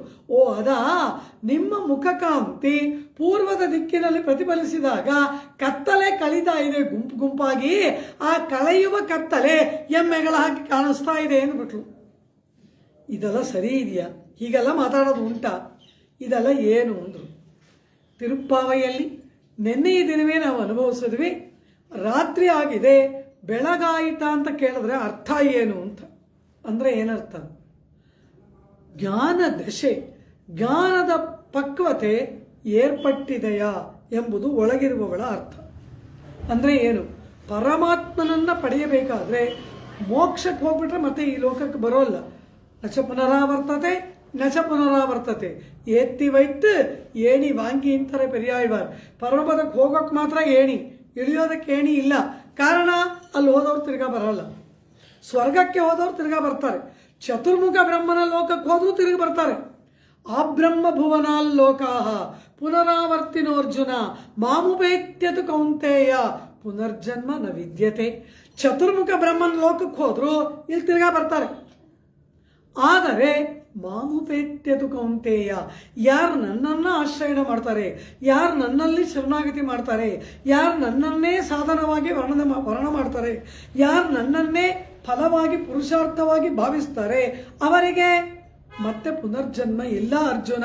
ಮಾಮುಪೇತ್ಯತು ಕೌಂತೆಯ ಪುನರ್ಜನ್ಮ ನ ವಿದ್ಯತೆ. ಅವರಿಗೆ ಪುನರ್ಜನ್ಮವೇ ಇಲ್ಲ. ಕಾರಣ ಪುಣ್ಯ ಪಾಪಗಳು ಶೂನ್ಯವಾಗಿಬಿಡುತ್ತೆ ಅಂತಾನೆ ಕೃಷ್ಣ ಪರಮಾತ್ಮ ಭಗವದ್ಗೀತೆಯಲ್ಲಿ. ಆ ರೀತಿ ಇರುವಾಗ ಇಲ್ಲಿ ಆ ಪರಮಾತ್ಮನನ್ನ ನಾವು ಹೋಗಿ ಸೇರಬೇಕಾದ್ರೆ ಆ ಪರಮಪದ ನಾಥನನ್ನ ಅನುಭವಿಸಿ ಅವನಿಗೆ ನಾವನ್ನವಾಗಬೇಕು, ಅವನ ಆನಂದವನ್ನು ಅನುಭವಿಸುವ ಅನ್ನಾದರಾಗಬೇಕು. ಇಂಥ ಒಂದು ಪರಮಾತ್ಮ ತತ್ವವನ್ನು ಅನುಭವಿಸಬೇಕಾದ್ರೆ ಎಷ್ಟು ಹಸಿಬೇಕು. ಅಪಾರವಾಗಿ ಭೋಜನ ಇದೆ ಅಂದರೆ ಅದನ್ನು ನಾವು ಭುಜಿಸುವಷ್ಟು ಹಸಿವು ನಮಗಿರಬೇಕಲ್ವ. ಭಕ್ತಿ ಅಂದರೆ ಏನು? ಹಸಿವು. ಪರಮಾತ್ಮಾನುಭವಕ್ಕೆ ಬೇಕಾದ ಹಸಿವೇ ಭಕ್ತಿ. ಆದ್ದರಿಂದ ಆ ಪರಮಾತ್ಮನನ್ನು ಅನುಭವಿಸಬೇಕಾದ್ರೆ ಎಷ್ಟರ ಮಟ್ಟಿಗೆ ನಮ್ಗೆ ಹಸಿವಿರಬೇಕು, ಎಷ್ಟರ ಮಟ್ಟಿಗೆ ತ್ವರೆ ಇರಬೇಕು, ಎಷ್ಟರ ಮಟ್ಟಿಗೆ ಪರಮಾತ್ಮನಲ್ಲಿ ಅಭಿನಿವೇಶ ಇರಬೇಕು. ಅದು ಏರ್ಪಡದೇನೆ ಮಕ್ಕಳಿಗೆ ಹೇಳ್ತಾರೆ, ಅಳ್ತಾ ಇದ್ರೆ ಇನ್ನು ಸ್ವಲ್ಪ ಹೊತ್ತು ಹಳ್ಳಿ ಚೆನ್ನಾಗಿ ಹಸುವಾಗ್ಲಿ ಆಮೇಲೆ ಊಟ ಕೊಡೋಣ ಅಂತಾರೆ. ಕಾರಣ ಏನು? ಈಗಲೇ ಕೊಟ್ಟರೆ ಒಂಚೂರು ತಿಂದ್ಬಿಟ್ಟು ಹೊಟ್ಟೋಗುತ್ತೆ, ಇನ್ನು ಅರ್ಧ ಗಂಟೆ ಕಾಲಕ್ಕೆ ಮತ್ತೆ ಹಸಿವು ಅನ್ನುತ್ತೆ. ಚೆನ್ನಾಗಿ ಹಸುವಾಗ್ಲಿ ಆಮೇಲೆ ಊಟ ಕೊಡೋಣ ಅಂತಾಳೆ ತಾಯಿ. ಆ ರೀತಿ ಪರಮಾತ್ಮ ನಮಗೇನನ್ನ ಮಾಡ್ತಾನೆ? ನಮಗೆ ಆ ಪರಮಾತ್ಮನ ಮೇಲಿನ ಪ್ರೇಮ, ಕಾದಲ್, ಹಸಿವು ಅದನ್ನ ಪರಮಾತ್ಮ ಅಧಿಕಗೊಳಿಸುವುದಕ್ಕಾಗಿ ಕರೆದು ಕೂಡಲೇ ಬರೋಲ್ಲ. ಆಳ್ವಾರನೆಲ್ಲ ಪ್ರಾರ್ಥನೆ ಮಾಡಿದಾಗ ಯಾಕೆ ಬರಲಿಲ್ಲ? ಆ ಹಸಿವನ್ನ ಅವನು ಪೆರುಕಿಗಿರಾರಿರೆ ಅಧಿಕಗೊಳಿಸ್ತಾನಂತೆ. ಅಧಿಕವಾಗಬೇಕು. ತನ್ನಂತಹ ಭೋಜನವನ್ನ ಆ ಆತ್ಮನಿಗೆ ಕೊಡಬೇಕಾದ್ರೆ ಆ ಆತ್ಮನ ಹಸಿವು ಯಾಗಿರಬೇಕು? ಅದನ್ನು ಅಧಿಕ ಮಾಡಬೇಕಲ್ಲವ. ಆದ್ದರಿಂದ ಅದನ್ನು ಆಳ್ವಾರ್ ಪೆರಿಯವಚನ ಬೆಳೆ ತುಂಬ ಚೆನ್ನಾಗಿ ಹೇಳ್ತಾರೆ. ಕಡಿಪೈ ಇಡುವಾರ್ಗಳ್ ಕಾದು ಪೆರುಕುವಾರೈ ಪೋಲೆ. ಕಿವಿ ಚುಚ್ತಾರೆ. ಒಬ್ಬ ತುಂಬ ಐಶ್ವರ್ಯವಂತ, ಅವನಿಗೆ ಅಪಾರವಾದ ಐಶ್ವರ್ಯ, ಅವನಿಗೆ ಮಕ್ಕಳಿರಲ್ಲ, ಒಂದು ಮಗು ಹುಟ್ಟುಬಿಡ್ತು. ಅದಕ್ಕೆ ಅವನಿಗೆ ಅಪಾರವಾದ ವಜ್ರದ ಕಡಕನ್ನೆಲ್ಲ ಕಿವಿಲಿ ಹಾಕಬೇಕು ಅಂತ ಆಸೆ. ಆ ಹುಟ್ಟಿದ ಮಗುಗೆ ವಜ್ರದ ಒಲೆ ಹಾಕೋಕ್ಕಾಗತ್ತ ಕಿವಿಲಿ? ಅದು ಸ್ವಲ್ಪ ದೊಡ್ಡದಾಗಬೇಕು, ಕಾಯಬೇಕು. ಆಮೇಲೆ ಅದು ಕಿವಿ ಚುಚ್ತಾರೆ. ಚುಚ್ಚಿದಾಗ ಮೊದಲು ಹತ್ತಿ ಚೂರನ್ನು ಇಡ್ತಾರೆ. ಆಮೇಲೆ ಸಣ್ಣ ಪುಟ್ಟ ಓಲೆಗಳು ಹಾಕಿ ಹಾಕಿ ಹಾಕಿ ಆ ಕಿವಿಯಲ್ಲಿರುವ ರಂಧ್ರ ಚೆನ್ನಾಗಿ ಪಳಗಿ ಗಾಯ ಎಲ್ಲ ವಾಸಿಯಾಗಿ ಆ ಕಿವಿಗೆ ಈ ವಜ್ರದ ಭಾರವನ್ನು ತಡೆದುಕೊಳ್ಳುವ ಶಕ್ತಿ ಬಂದ ಮೇಲೆ ಆ ವಜ್ರದ ಕಡಕನ್ನು ಕಿವಿಯಲ್ಲಿ ಇಡ್ತಾರೆ. ಹಾಗೆ ವೈರೆ ಕಡಿಪೈ ಇಡುವಾರ್ಗಳ್ ಕಾದು ಪೆರುಕುವಾರೈ ಪೋಲೆ ಎಂಬುದಾಗಿ ದೃಷ್ಟಾಂತ ಕೊಡ್ತಾರೆ. ಪರಮಾತ್ಮ ತನ್ನಂತಹ ಭೋಜನವನ್ನ ಆತ್ಮ ಅನುಭವಿಸಬೇಕಾದ್ರೆ ಅದಕ್ಕಿಷ್ಟೆಲ್ಲ ಪ್ರಯತ್ನ ಮಾಡ್ತಾನೆ. ಇವನಿಗೆ ಅದ್ವೇಷ, ಆಭಿಮುಖ್ಯ, ಅಭಿನಿವೇಶ, ಭಕ್ತಿ, ಪರಭಕ್ತಿ, ಪರಜ್ಞಾನ, ಪರಮಭಕ್ತಿ, ಹಂತ ಹಂತವಾಗಿ ಇವನ ಭಕ್ತಿಯ ದಶೆ ಅಧಿಕವಾಗಿ ಪರಮಾತ್ಮಾನುಭವಕ್ಕೆ ಆತ್ಮ ಪರಿಪೂರ್ಣ ಸಿದ್ಧವಾಗಿ ತನ್ನನ್ನು ಪರಮಾತ್ಮನಿಗೆ ಒಪ್ಪಿಸಿಕೊಳ್ಳುವ ಆ ದಶೆ ಬರಬೇಕಲ್ವಾ. ಜ್ಞಾನದ ಪಕ್ವ ದಶೆ ಮಯರ್ವರ ಮದಿನಲಂ ಉಡಯವನ್. ಆ ಮದಿನಲಂ ಭಕ್ತಿ ರೂಪಾಪನ್ನವಾದ ಜ್ಞಾನ ಏರ್ಪಟ್ಟಿದೆಯಾ ಎಂಬುದು ಒಳಗಿರುವವಳ ಪ್ರಶ್ನೆ. ಬೆಳಗಾಯ್ತಾ ಅಂದ್ರೆ ಏನು? ಜ್ಞಾನದ ಬೆಳಕು. ಈ ಸೂರ್ಯ ಹುಟ್ಟೋ ಬೆಳಕನ ಅದು ಸುಮ್ಮನೆ, ಅದೇ ಅನ್ಯಾಪದೇಶ. ಅಂತರಾರ್ಥ ಈ ಜ್ಞಾನದ ಪಕ್ವ ದಶೆ ಏರ್ಪಟ್ಟಿದೆಯಾ? ಜ್ಞಾನ ಪಕ್ವವಾಗಬೇಕು, ಭಕ್ತಿ ಪರಿಪೂರ್ಣವಾಗಬೇಕು. ಆ ದಶೆ ಏರ್ಪಟ್ಟಿದೆಯಾ? ಒಳಗಿರುವವಳ ಪ್ರಶ್ನೆ. ಆಂಡಾಳು ಹೇಳ್ತಾಳೆ, ಕೀಳ್ವಾನಂ ವೆಳ್ಳೆನ್ನೆ. ಇಲ್ಲಿ ಕೀಳ್ವಾನಂ ಅಂದರೆ ಯಾವುದು ಎಂಬುದನ್ನು ಪೂರ್ವಾಚಾರ್ಯಗಳು ವರ್ಣನೆ ಮಾಡ್ತಾರೆ. ನಮ್ಮ ಹೃದಯ ಇದೆಯಲ್ಲ, ಇದನ್ನು ದಹರ ಅಂತ ಕರೀತಾರೆ. ಯತ್ಪದ್ಮ ಮಧ್ಯೆ ದಕ್ರಂ ಎಂಬುದಾಗಿ ಹೇಳ್ತಾರೆ. ಪುಂಡರೀಕಂ ಎಂಬುದಾಗಿ ಈ ಹೃದಯವನ್ನ ನಮ್ಮಲ್ಲಿ ಉಪನಿಷತ್ತು ದಹರ ವಿದ್ಯಾ ಎಂಬುದಾಗಿ ಒಂದು ವಿದ್ಯೆ. ಆ ವಿದ್ಯೆಯನ್ನ ಹೇಳುವಾಗ ಈ ಉಪನಿಷತ್ತು ಏನ್ ಹೇಳುತ್ತೆ? ದಕ್ರಂ ವಿಪಾಪ್ಮಂ ಪರವೇಶ್ಮಭೂತಂ ಯತ್ಪುಂಡರೀಕಂ ಪುರಮಧ್ಯಗಸ್ತಂ ತತ್ರಾಪಿ ದಕ್ರಂ ಗಗನಂ ವಿಶೋಕಸ್ತಸ್ಮಿನ್ನಿ ಯದಂತ ತದ್ ಉಪಾಸಿತವ್ಯಂ ಎಂಬುದಾಗಿ ಈ ಹೃದಯವೇ ಒಂದು ಆಕಾಶ, ಪರಮಪುರುಷನಿಗೆ ಆಧಾರವಾಗಿ ಇರುವುದು. ಈ ಹೃದಯ ಪುಂಡರೀಕದಲ್ಲಿ ಪರಮಾತ್ಮ ಇದ್ದಾನೆ. ಪುಂಡರೀಕ ಅಂದ್ರೆ ತಾವರೆ, ಹೃದಯವೆಂಬ ತಾವರೆಯ ಪುಷ್ಪದಲ್ಲಿ ಪರಮಾತ್ಮ ಇದ್ದಾನೆ. ಅದೇ ವೇಶ್ಮ. ಪರಮಾತ್ಮನಿಗೆ ಇದು ಮನೆ. ಅದ್ಯಾವುದು ಮನೆ ಅಂತ ಕೇಳಿದ್ರೆ ದಕ್ರಂ ವಿಪಾಪ್ಮಂ ಪರವೇಶ್ಮಭೂತಂ ಹೃತ್ಪುಂಡರೀಕಂ ಪುರಮಧ್ಯಗಸ್ತಂ. ಆ ಹೃದಯವೆಂಬ ತಾವರೆ ಎಂಬ ಪಟ್ಟಣದ ಮಧ್ಯದಲ್ಲಿ ನಮ್ಮ ಶರೀರದಲ್ಲಿ ಪರಮಾತ್ಮ ವಾಸವಾಗಿದ್ದಾನಲ್ಲವಾ, ಅದರ ಒಳಗಡೆ ಇರುವ ಪರಮಾತ್ಮನನ್ನ ದಕ್ರಾಕಾಶ ಎಂಬುದಾಗಿ ಉಪನಿಷತ್ ಕರೆಯುತ್ತೆ. ಪರಮಾತ್ಮನನ್ನೇ ದಹರಾಕಾಶ ಅಂತ ಕರೆದ್ಬಿಡ್ತು. ಶ್ರೀಭಾಷ್ಯದಲ್ಲಿ ಒಂದು ಪ್ರಕರಣ ಇದೆ, ಅಲ್ಲಿ ದಹರ ಉತ್ತರೇಭ್ಯ ಎಂಬುದಾಗಿ ಒಂದು ಸೂತ್ರ ಇದೆ. ಅದೇನು ಹೇಳುತ್ತೆ? ಈ ಹೃದಯ ಪುಂಡರೀಕದಲ್ಲಿರುವ ಪರಮಾತ್ಮನಿಗೆ ದಕ್ರಾಕಾಶ ಅಂತ ಹೆಸರು ಎಂಬುದಾಗಿ ಅದು ಹೇಳತ್ತೆ. ಅಂತಹ ಆ ದಕ್ರಾಕಾಶವಾದ ಪರಮಾತ್ಮನೇ ಕೀಳ್ವಾನಂ ಎಂಬತಕ್ಕಂತಹ ಪರಮಾತ್ಮ. ವಾನಂ ಅಂದ್ರೆ ಆಕಾಶ, ಇಲ್ಲಿ ಕೀಳ್ವಾನಂ ಯಾವುದು? ಪರಮಾತ್ಮ. ಅಂತಹ ಪರಮಪುರುಷನಿಗೆ ಆಧಾರಭೂತವಾದ ದಹರ ಪುಂಡರೀಕ, ಆ ದಹರ ಪುಂಡರೀಕವೇ ಕೀಳ್ವಾನಂ. ಅದರಲ್ಲಿ ವಾಸ ಮಾಡತಕ್ಕಂತಹ ಪರಮಾತ್ಮ ಇದಾನಲ್ಲ, ಅವನೇ ಪ್ರಕಾಶಮಾನನಾದ ಜ್ಯೋತಿಸ್ವರೂಪನಾದ ಬೆಳಕಾಗಿ ಇರುವ ಬೆಳ್ಳೆಂದ್ರೆ ಅವನೇ ಆ ಪರಮಾತ್ಮ. ಅಂತಹ ಪರಮಾತ್ಮ ಒಳಗಿರುವುದನ್ನು ಅರಿತು ಅವನನ್ನ ಅನುಭವಿಸುವ ಆಸೆ ಅಧಿಕವಾಯಿತು. ಆ ಪರಮಾತ್ಮನ ಪ್ರಕಾಶ ನಮ್ಮ ಆಸೆಯನ್ನು ಅಧಿಕ ಮಾಡಿದ್ದರಿಂದ ನಾವು ಬಂದೆವು ಕೀಳ್ವಾನಂ ವೆಳ್ಳೆನ್ನೆ. ಪರವೇಶ್ಮಭೂತಂ ದಹರ ಪುಂಡರೀಕವೇ ಆ ಪರಮಾತ್ಮನ ವಾಸಸ್ಥಾನವಾದ ನಮ್ಮ ಹೃದಯ ಪುಂಡರೀಕ. ಆ ಬಿಳುಪು ಅದು ಜ್ಞಾನದ ಸಂಕೇತ, ಅದು ಪರಮಾತ್ಮ. ಆದ್ದರಿಂದ ಬೆಳ್ಳೆಂದ್ರೆ ಪಾರಮಾರ್ಥಿಕವಾದ ಆತ್ಮ ಪರಮಾತ್ಮ ಸಂಬಂಧಿಕವಾದ ಜ್ಞಾನದ ಬೆಳಕು ಏರ್ಪಟ್ಟಿತು. ನಾವು ಬಂದೆವು ಸಖಿ ಅಂತಾಳೆ. ಹೊರಗೆ ನಿಂತ ಅಂಡಾಳ ಗೋಷ್ಠಿ.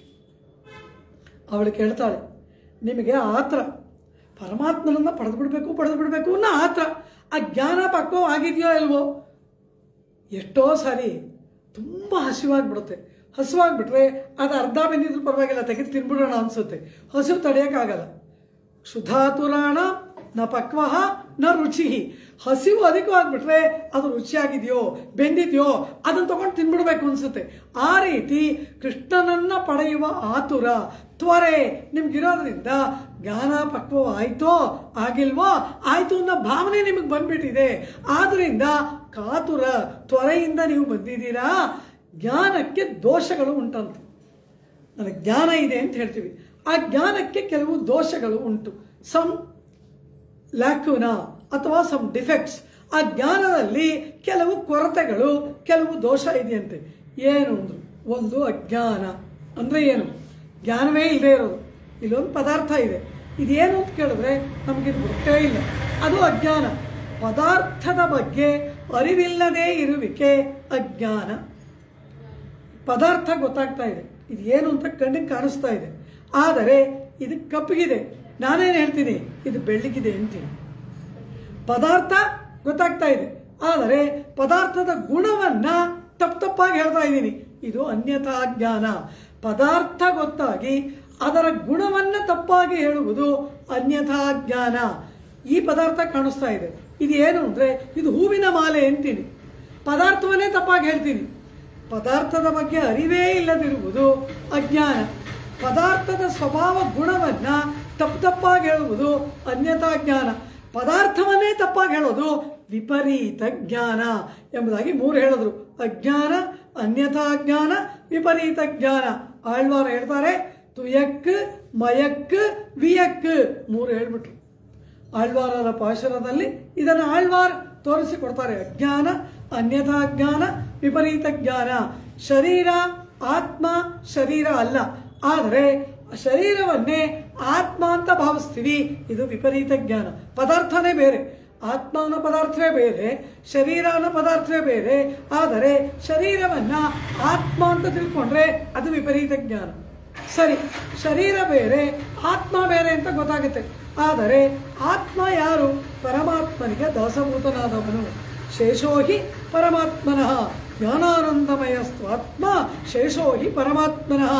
ಆತ್ಮ ಜ್ಞಾನ ಆನಂದ ಸ್ವರೂಪದಿಂದ ಕೂಡಿದವನು. ಅಷ್ಟು ಮಾತ್ರವಲ್ಲ, ಪರಮಾತ್ಮನಿಗೆ ದಾಸಭೂತನಾದವನು ಎಂಬುದಾಗಿದೆ. ಆದರೆ ನಾವೇನು ತಿಳ್ಕೊಳ್ತೀವಿ? ನಾನು ಯಾರಿಗೂ ದಾಸನಲ್ಲ, ನನಗೆ ನಾನೇ ಒಡೆಯ ಅಂತ ಆತ್ಮನ ಸ್ವಭಾವವನ್ನ, ಗುಣವನ್ನ ತಪ್ಪಾಗಿ ತಿಳ್ಕೊತೀವಿ. ಇದು ಅನ್ಯಥಾ ಜ್ಞಾನ. ಆತ್ಮದ ಬಗ್ಗೆ ಗೊತ್ತೇ ಇಲ್ಲ, ಇದು ಅಜ್ಞಾನ. ಆತ್ಮದ ಬಗ್ಗೆ ಗೊತ್ತಿಲ್ಲದೆ ಇರುವುದು ಅಜ್ಞಾನ. ಆತ್ಮವನ್ನು, ಶರೀರವನ್ನೇ ಆತ್ಮ ಅಂತ ತಿಳ್ಕೊಳ್ಳೋದು ವಿಪರೀತ ಜ್ಞಾನ. ಪರಮಾತ್ಮನಿಗೆ ದಾಸಭೂತವಾದ ಆತ್ಮನನ್ನ ಸ್ವತಂತ್ರ ಅಂತ ತಿಳ್ಕೊಳ್ಳೋದು ಅನ್ಯಥಾ ಜ್ಞಾನ. ಈ ರೀತಿಯಾದ ಜ್ಞಾನದ ದೋಷಗಳೆಲ್ಲ ಇದ್ದರೆ ಪರಮಾತ್ಮ ಸಿಗ್ತಾನ ನಮಗೆ? ಆದ್ದರಿಂದ ಇಲ್ಲಿ ಎಮ್ಮೆಯನ್ನ ನೋಡಿ ಇವಳ ಕತ್ತಲೆಯನ್ನ ಎಮ್ಮೆ ಅಂತ ಹೇಳ್ತಾ ಇದ್ದಾಳೆ ಅಂದ್ರೆ ನೋಡಕ್ಕೆ ಹಾಸ್ಯಾಸ್ಪದವಾದರೂ ಕೂಡ ಇದು ವಿಪರೀತ ಜ್ಞಾನ. ಆದ್ರಿಂದ ಈ ವಿಪರೀತ ಜ್ಞಾನದಿಂದ ಪರಮಾತ್ಮನನ್ನು ಸೇರೋಕ್ಕಾಗೋಲ್ಲ ಎಂಬುದು ಒಳಗಿರುವವಳ ಅಭಿಪ್ರಾಯ. ಎಮ್ಮೆನೂ ಕತ್ತಲೆನೂ ಒಂದೇನಾ? ಪದಾರ್ಥವೇ ಬೇರೆ, ಕತ್ತಲೆಯೇ ಬೇರೆ, ಆ ಮೇಯುವ ಎಮ್ಮೆಗಳು ಅನ್ನೋದೇ ಬೇರೆ. ಆದರೆ ಇದನ್ನ ಅದು ಅಂತ ತಿಳ್ಕೊಂಡ್ರೆ ಅದು ವಿಪರೀತ ಜ್ಞಾನ. ಬೆಳ್ಳಗಿಲ್ಲದ ಆಕಾಶವನ್ನ ಬೆಳ್ಳಗಿದೆ ಅಂತ ತಿಳ್ಕೊಳ್ಳೋದು ಅನ್ಯಥಾ ಜ್ಞಾನ. ಈ ಅನ್ಯಥಾ ಜ್ಞಾನ, ವಿಪರೀತ ಜ್ಞಾನಗಳೆಲ್ಲವೂ ಕೂಡ ಶುದ್ಧ ಜ್ಞಾನಕ್ಕೆ ದೋಷಗಳು. ಆದ್ರಿಂದ ಇದೆಲ್ಲ ಇದ್ದರೆ ಪರಮಾತ್ಮ ಸಿಗ್ತಾನ? ಬೆಳಗಾಯ್ತ ಅಂದ್ರೆ ಶುದ್ಧ ಜ್ಞಾನ ಮೂಡಿತ ಎಂಬುದು ಒಳಗಿರುವವಳು ಕೇಳುವ ಪ್ರಶ್ನೆ. ಕೀಳ್ವಾನಂ வெள்ளெண்ணெய் எருமை சிறுவீடு மெய்வான் பரம் தனகான் மிக்குள்ள பிள்ளைகளும் போவான் போಯಿನ್ನಾರೆ ಪೋಹಾಮಲ್ ಕಾಪ್ತೆ. ಇದೆಲ್ಲ ಒಳಗಿನ ರಹಸ್ಯಾರ್ಥಗಳು. ಮೇಲ್ನೋಟದ ಅರ್ಥ ಏನು? ಪ್ರಾತಃ ಕಾಲ ಆಗಿಲ್ಲ ಅಂತಾಳೆ. ಎರಮೆ ಶಿರುವೀಡು ಮೇಯ್ವಾನ್ ಅಂದ್ಲು. ಸಖಿ ಕೆಡುವಾಯ್, ಕೆಟ್ಟೆ ನೀನು ಅಂತಾಳೆ ಆಂಡಾಳ್. ಏನು ಕೆಟ್ಟೆ? ಎಮ್ಮೆಗಳು ಮೇಯ್ತಾ ಇದೆ ಅಂಗಳದಲ್ಲಿ ಅಂತಾಳಂತೆ. ಇದು ಒಂದು ಕೋಡ್ ವರ್ಡ್. ಈ ಗೋಪಿಕೆಯರು ಇವರಿವರಲ್ಲೇ ಮಾತಾಡ್ಕೊಳ್ಬೇಕು. ಗೋಪರಿಗೆ ಇದು ಅರ್ಥ ಆಗಬಾರ್ದು. ಇದೆಲ್ಲ ಇವರ ಸೀಕ್ರೆಟ್ ಲ್ಯಾಂಗ್ವೇಜು. ಕೃಷ್ಣನನ್ನ ಸೇರುವುದಕ್ಕೆ ಏನೇನು ಬೇಕೋ ಅದೆಲ್ಲ ರಹಸ್ಯವಾಗಿ ಮಾತಾಡ್ಕೊಳ್ತಾರೆ. ನೋಡೋರಿಗೆ ಅದು ಅರ್ಥ ಆಗಲ್ಲ, ಇವ್ರಿಗೆ ಗೊತ್ತದು ಒಳಗಿನ ಭಾಷೆ. ಏನು ಹೇಳ್ತಾಳೆ? ಎರಮ ಶಿರುವೀಡು ಮೇಯ್ವಾನ್ ಕೀಳ್ವಾನಂ ಬೆಳ್ಳೆಣ್ಣೆ ಅಂದರು. ಪ್ರಾತಃ ಕಾಲ ಆಗ್ಬಿಟ್ಟಿದೆ ಸಖಿ ಅಂತಾಳೆ. ಪ್ರಾತಃ ಕಾಲ ಆದರೆ ಏನು ಅಂದರು? ಇಡೀ ರಾತ್ರಿ ನರಕಾವಹವಾದ ಶರೀರದ ಅನುಭವಗಳು, ಅದೇ ರೀತಿ ಪರಹಿಂಸಾದಿಗಳ ಚಿಂತನೆ. ಉಂಡಿರಾ ಕಿಡಕ್ಕುಂ ಪೋದೆ ಉಡಲಿಕ್ಕೆ ಕರೆಯಿಂದ ನೈಂದೆ. ತಿರುಮಾಲೆಯಲ್ಲಿ ತೊಂಡರಡಿಪಿಡಿ ಆಳ್ವಾರ ಹೇಳ್ತಾರೆ, ಹಗಲೆಲ್ಲ ಕಷ್ಟಪಟ್ಟು ಓಡಿ ಓಡಿ ಓಡಿ ಸಂಪಾದನೆ ಮಾಡೋಕ್ಕೆ ಏನು ಬೇಕೋ ಎಲ್ಲ ಕಷ್ಟಪಡ್ತಾನೆ. ಹೋಗಿ ಇವನು ಊಟ ಮಾಡೋಕ್ಕೆ ಕೂಡ ಮಧ್ಯಾಹ್ನ ಅವನಿಗೆ ಪುರುಸತ್ತೋ ಅವಕಾಶ ಇಲ್ವಂತೆ. ಉಂಡು ಕಿಡಕ್ಕುಂಪೋದು, ರಾತ್ರಿ ಹೊತ್ತು ಬಂದು ಏನೋ ಒಂದು ಇಡೀ ತಿಂತಾನಂತೆ. ಹೋಗಲಿ ಮಲ್ಕೊಳ್ತಾನಲ್ಲ, ಆಗ್ಲಾದ್ರೂ ನೆಮ್ಮದಿ ಇದೆಯಾ? ನಾಳೆ ಬೆಳಿಗ್ಗೆ ಹೇಗೆ ದುಡ್ಡು ಸಂಪಾದನೆ ಮಾಡೋದು, ಯಾರ ತಲೆ ಮೇಲೆ ಕೈ ಇಡೋದು, ಯಾರಿಗೆ ಮೋಸ ಮಾಡೋದು, ಇದನ್ನೇ ರಾತ್ರಿ ಎಲ್ಲ ಯೋಚನೆ ಮಾಡ್ತಾನಂತೆ. ಉಂಡಿರಾ ಕಿಡಕ್ಕುಂಪೋದು ಉಡಲಿಕ್ಕೆ ಕರೆಯಿಂದ ನೈಂದು. ಆ ರಾತ್ರಿ ಕೂಡ ನೆಮ್ಮದಿಯಾಗಿರಲ್ಲ. ಪರಮಾತ್ಮನ ಚಿಂತನೆ ಇಲ್ಲ, ಆತ್ಮಚಿಂತನೆ ಇಲ್ಲ. ಈ ಶರೀರಕ್ಕೆ ಏನು ಬೇಕೋ ಅದ್ರ ಬಗ್ಗೆನೇ ಚಿಂತನೆ ಮಾಡ್ತಾನಲ್ಲ. ಇಂತಹ ನರಕಾವಹವಾದ ರಾತ್ರಿ ಕಳೆದು ಬೆಳ್ಳೆಂದ್ರೆ ಪ್ರಾತಃ ಕಾಲ ಪ್ರಾಪ್ತವಾಯಿತು. ಪ್ರಾತಃ ಕಾಲ ಅಂತಂದ್ರೆ ಏನು ಅಂತ ಕೇಳಿದ್ರೆ ಶ್ರೇಯಸ್ಸಿನ ಮಾರ್ಗಕ್ಕಾಗಿ ಪ್ರಯತ್ನ ಪಡುವ ಕಾಲ. ಪ್ರೇಯಸ್ ಅಂದ್ರೆ ಲೌಕಿಕವಾದ ಭೋಗಗಳು, ಶ್ರೇಯಸ್ಸಂದ್ರೆ ಆತ್ಮನ ಒಂದು ಏಳಿಗೆ, ಆತ್ಮನ ಹಿತ. ಆ ಆತ್ಮಹಿತಕ್ಕಾಗಿ ಪ್ರಯತ್ನ ಮಾಡತಕ್ಕಂತಹ ಕಾಲವನ್ನ ಆಂಡಾಳ್ ಕೀಳ್ವಾನಂ ಬೆಳ್ಳೆಣ್ಣೆ ಎಂಬುದಾಗಿ ಅದನ್ನು ಹೇಳ್ತಾಳೆ. ಅಂದರೆ ಆತ್ಮ ಪರಮಾತ್ಮನ ಚಿಂತನೆಯನ್ನ ಮಾಡತಕ್ಕಂತಹ ಆ ಕಾಲ ಪ್ರಾಪ್ತವಾಯಿತಲ್ಲವಾ ಎಂಬುದು ಒಳಗಿನ ಅರ್ಥ. ಆದರೆ ಇದರ ಒಳಗೆ ಇನ್ನೊಂದು ಅರ್ಥ ಇದೆ. ಅದೇನು? ಈಗ ಗೋಪವೃದ್ಧೆಯರೆಲ್ಲ ಧನುರ್ಮಾಸ, ಚಳಿಕಾಲ, ವೃದ್ಧರೆಲ್ಲ ಬೆಚ್ಚಗೆ ಹೊತ್ಕೊಂಡು ಮಲಗಿರುವ ಕಾಲ. ಇವರೆಲ್ಲ ಎದ್ದು ಬಿಟ್ರೆ ನಾವು ಕೃಷ್ಣನನ್ನು ಸೇರೋದಕ್ಕೆ ಬಿಡ್ತಾರಾ?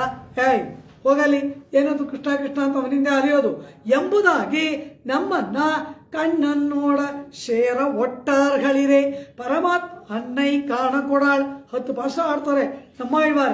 ಅಯ್ಯೋ, ಆ ಪರಮಾತ್ಮನ ಮೇಲೆ ಪ್ರೇಮದ ಹುಚ್ಚು ಓಡೋದವನನ್ನು ಆಲಿಂಗನ ಮಾಡ್ಕೊಳ್ಳೋ ಅಂದ್ರೆ ನಮ್ಮ ಅಮ್ಮ ಬಿಡೋಳವಲ್ಲ ಎಂಬುದಾಗಿ ನಮ್ಮ ಇವಾರರ ಒಂದು ಆ ಅಲವತ್ತು ಕೊಡ್ತಾರೆ ತಿರುವಾಯ್ಮೊழிಯಲ್ಲಿ. ಆ ರೀತಿ ಇಲ್ಲಿ ಈ ಗೋಕುಲದಲ್ಲಿ ಇತರ ಪುರುಷರು, ವೃದ್ಧ ಸ್ತ್ರೀಯರು ಇವರೆಲ್ಲ ಚಳಿಗೆ ಅಂಜಿ ಚೆನ್ನಾಗಿ ಮಲಗಿರೋ ಕಾಲ. ಈ ಸಮಯ ಬಿಟ್ರೆ ನಮಗೆ ಕೃಷ್ಣ ಸಿಗೋಲ್ಲ. ಕಾರಣ ಏನು? ಹಗಲೆಲ್ಲ ಹಸು ಕರುಗಳನ್ನು ಮೇಯಿಸೋಕ್ಕೆ ಕಾಡಿಗೆ ಹೋಗ್ಬಿಡ್ತಾರೆ. ಸಾಯಂಕಾಲ ಬಂದರೆ ಅಮ್ಮ ಸ್ನಾನ ಮಾಡಿಸಿ ಅಪ್ಪನು ಮುಂಡಿಲಂ ಎಂಬುದಾಗಿ ಹೇಳಿ ಆ ಅಪ್ಪನ ಜೊತೆ ಕೂರಿಸಿ ಅವನಿಗೂ ಊಟ ಹಾಕ್ಬಿಟ್ಟು ಮಲಗಿಸ್ಬಿಡ್ತಾಳಂತೆ. ಅಮ್ಮಂಗೆ ಭಯಪಟ್ಟು ಅಪ್ಪ ಅಮ್ಮನ ಜೊತೆ ಮಲಕೊಳ್ತಾರಂತೆ. ಇನ್ನು ಅಪ್ಪ ಅಮ್ಮನಿಗೆ ಚೆನ್ನಾಗಿ ನಿದ್ರೆ ಬಂದಾಗ ಅಪರರಾತ್ರಿಯಲ್ಲಿ ಎದ್ದು ತನಗೆ ಬೇಕಾದ ಪ್ರೇಯಸಿಯರ ಜೊತೆಯಲ್ಲಿ ಸಮಾಗಮಕ್ಕಾಗಿ ಹೋಗ್ಬಿಡ್ತಾನಂತೆ. ಬೆಳಗ್ಗೆ ಅಮ್ಮ ಕಣ್ಬಿಡೋ ಅಷ್ಟೊತ್ತಿಗೆ ಬಂದು ಮಲ್ಕೊಂಡ್ಬಿಡ್ತಾನಂತೆ. ತಿರ್ಗಾ ಎದ್ರೆ ಕಾಡಿಗೆ ಹೋಗ್ಬೇಕು. ಆದ್ರಿಂದ ಈ ಬೆಳಗಿನ ಜಾವ ಬಿಟ್ರೆ ನಮಗೆ ಮತ್ತೆ ಕೃಷ್ಣ ಸಿಗೋಲ್ಲ. ಕೆಡುವಾಯ್, ಕೆಟ್ಟೆ ನೀನು. ಕೃಷ್ಣ ಸಿಗುವ ಕಾಲ ಇದು. ಈ ಸಮಯ ಬಿಟ್ರೆ ನಮಗೆ ಮತ್ತೆ ಕೃಷ್ಣ ಸಿಗ್ತಾನ? ಇಂಥ ಕೃಷ್ಣ ಸಿಗುವ ಸಮಯದಲ್ಲಿ ಹೀಗೆ ನಿದ್ರೆ ಮಾಡಿದೀಯಲ್ಲ, ಕೇಳ್ವಾನು ಬೆಳ್ಳೆನ್ನೆ. ಸಾಂಕೇತಿಕವಾಗಿ ಹೇಳ್ತಾರೆ. ಗೋಪವೃದ್ಧರು ಏನ್ ತಿಳ್ಕೋಬೇಕು, ಏನೋ ಬೆಳಗಾಯ್ತು ಏಳು ಅಂತ ಪಾಪ ಒಬ್ಬರನ್ನೊಬ್ಬರು ಎಬ್ಬಿಸಿದ್ದಾರೆ ಅಂತ. ಇವರ ಅರ್ಥ ಏನು? ಕೃಷ್ಣನನ್ನ ನೋಡುವ ಕಾಲ, ಕೃಷ್ಣ ನೋಡದೆ ಮಾತನಾಡುವ ಕಾಲ, ಕೃಷ್ಣ ಸಿಗುವ ಕಾಲ, ಬೇಗ ಹೇಳು ಬೇಗ ಹೇಳು ಎಂಬುದು ಇವರ ಅಂತರಾರ್ಥ. ಕೇಳ್ವಾನು ಬೆಳ್ಳೆನ್ನೆ. ಅಯ್ಯೋ, ಈಗ ತಾನೇ ಕೃಷ್ಣ ಬಂದು ಮಲಗಿದ್ದಾನೆ, ಅವನು ಎಲ್ಲಿ ಹೋಗ್ತಾನೆ ಅಂತ ತಿಳ್ಕೋಬೇಡ. ಎರಮೆ ಸಿರಿವೀಡು ಮೇಯ್ವಾನ್ ಪರಂದನಗಾಣ್. ಎಮ್ಮೆಗಳೆಲ್ಲವೂ ಕೂಡ ಮನೆಯ ಅಂಗಳದಲ್ಲಿ ಎಳೆಯ ಮೇವನ್ನು ಮೇಯ್ತಾ ಇದೆ. ಎಮ್ಮೆಗಳೆಲ್ಲ ಅಂಗಳದಲ್ಲಿ ಮೇಯ್ತಾ ಇದೆ, ಎಮ್ಮೆಗಳೆಲ್ಲ ಅಂಗಳದಲ್ಲಿ ಮೇಯ್ತಾ ಇದೆ ಅಂತ ಹೇಳ್ತಾಳಂತೆ. ಸರಿ, ಮೇಯ್ಲಿ, ಏನೀಗ ಅಂದು ಕೆಟ್ಟೆ ನೀನು ಅಂತಾಳೆ. ಏನರ್ಥ? ಇದ್ರ ಅರ್ಥ ಏನು? ಈ ಎಮ್ಮೆಗಳೆಲ್ಲ ಇನ್ನು ಸ್ವಲ್ಪ ಹೊತ್ತಿಗೆ ಕಾಡಿಗೆ ಹೋಗುತ್ತೆ ಅಂತ ಅರ್ಥ. ಈಗ ಅಂಗಳದಲ್ಲಿ ಮೇಯ್ತಾ ಇದೆ ಅಂದ್ರೆ ಇನ್ನು ಸ್ವಲ್ಪ ಹೊತ್ತಿಗೆ ಕಾಡಿಗೆ ಹೋಗುತ್ತೆ ಅಂತ ಅರ್ಥ. ಹೋದ್ರೆ ಏನು ಅಂದ್ರು, ಅಯ್ಯೋ ಎಮ್ಮೆ ಹಸು ಮಾತ್ರ ಹೋಗಲ್ಲ, ಅದರಿಂದ ಇವನು ಹೋಗ್ತಾನೆ. ಅವುಗಳು ಮಾತ್ರ ಹೋಗುತ್ತೆ. ಅವುಗಳನ್ನೇ ಮೇಯಿಸುವುದಕ್ಕೆ ಕಾಲಿಪ್ಪಿನ್ನೆ ಪೋವಾರ್ ಕೋರ್ ಕೋಲ್ಕೊಂಡುವ ಕಡಲ್ ನೀರವಣ್ಣರ್ ಕೋರ್ ಕೋಲ್ಕೊಂಡುವ. ಪೆರಿಯಾಳ್ವಾರು ಆಡ್ತಾರೆ. ಕಾಲಿಪ್ಪಿನ್ನೆ ಪೋವಾರ್, ಕಾಲಿ ಅಂದ್ರೆ ಹಸುಗಳು. ಆ ಕಾಲಿಪ್ಪಿನ್ನೆ ಹಸುಗಳ ಹಿಂದೆ ಕಾಡಿಗೆ ಹೋಗ್ತಾರಲ್ಲ, ಅವ್ರಿಗೆ ಮೇಯ್ಸಕ್ ಒಂದು ಕೋಲ್ ತಗೊಂಬ ಅಂತ ಕಾಗೇನ್ ಕರೀತಾರೆ ಪೆರಿಯಾಳ್ವಾರ್. ಈ ರೀತಿ ಈ ಹಸು ಎಮ್ಮೆಗಳು ಈಗ ಮನೆ ಮುಂದೆ ಮೇಯ್ತಾ ಇದೆ ಅಂದ್ರೆ ಅರ್ಥ ಏನು? ಇನ್ ಸ್ವಲ್ಪ ಹೊತ್ತಿಗೆ ಕಾಡಿಗೆ ಹೋಗುತ್ತೆ ಅಂತ ಅರ್ಥ. ಹೋದ್ರು ಹೋಗ್ಲಿ ಅಂದ್ರೆ ಹೋದ್ರು ಹೋಗಲ್ಲ, ಅದು ಮಾತ್ರ ಹೋಗಲ್ಲ, ಇದು ಹೋಗುತ್ತೆ ಅದ್ರ ಹಿಂದೆ. ಆ ಕರಿ ಎಮ್ಮೆ ಮಾತ್ರ ಅಲ್ಲ, ಈ ಕರಿ ಆನು ಅದ್ರ ಹಿಂದೆ ಹೋಗ್ತಾನೆ.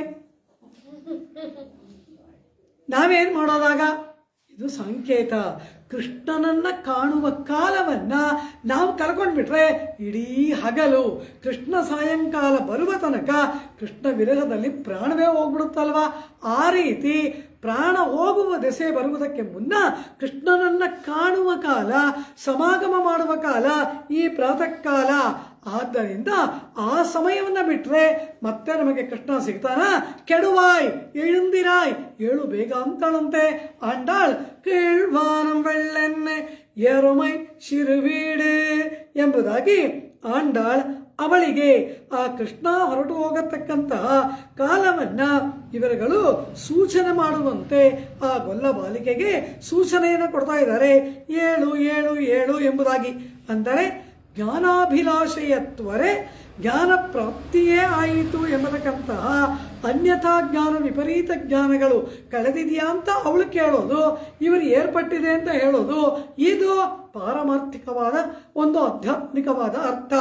ಆದರೆ ಗೋಕುಲದ ಗೋಪಿಕೆಯರ ಭಾಷೆಯಲ್ಲಿ ಕೃಷ್ಣ ಸಮಾಗಮದ ಕಾಲದ ಒಂದು ಸೂಚನೆ ಕೇಳ್ವಾನಂ வெள்ளென்ನೆ ಎರುಮೈ ಶಿರುವೀಡು ಮೇಯ್ವಾನ್ ಪರಂದನಗಾಣ್ ಎಂಬುದಾಗಿ ಇವರು ಹೇಳುವ ಮಾತು.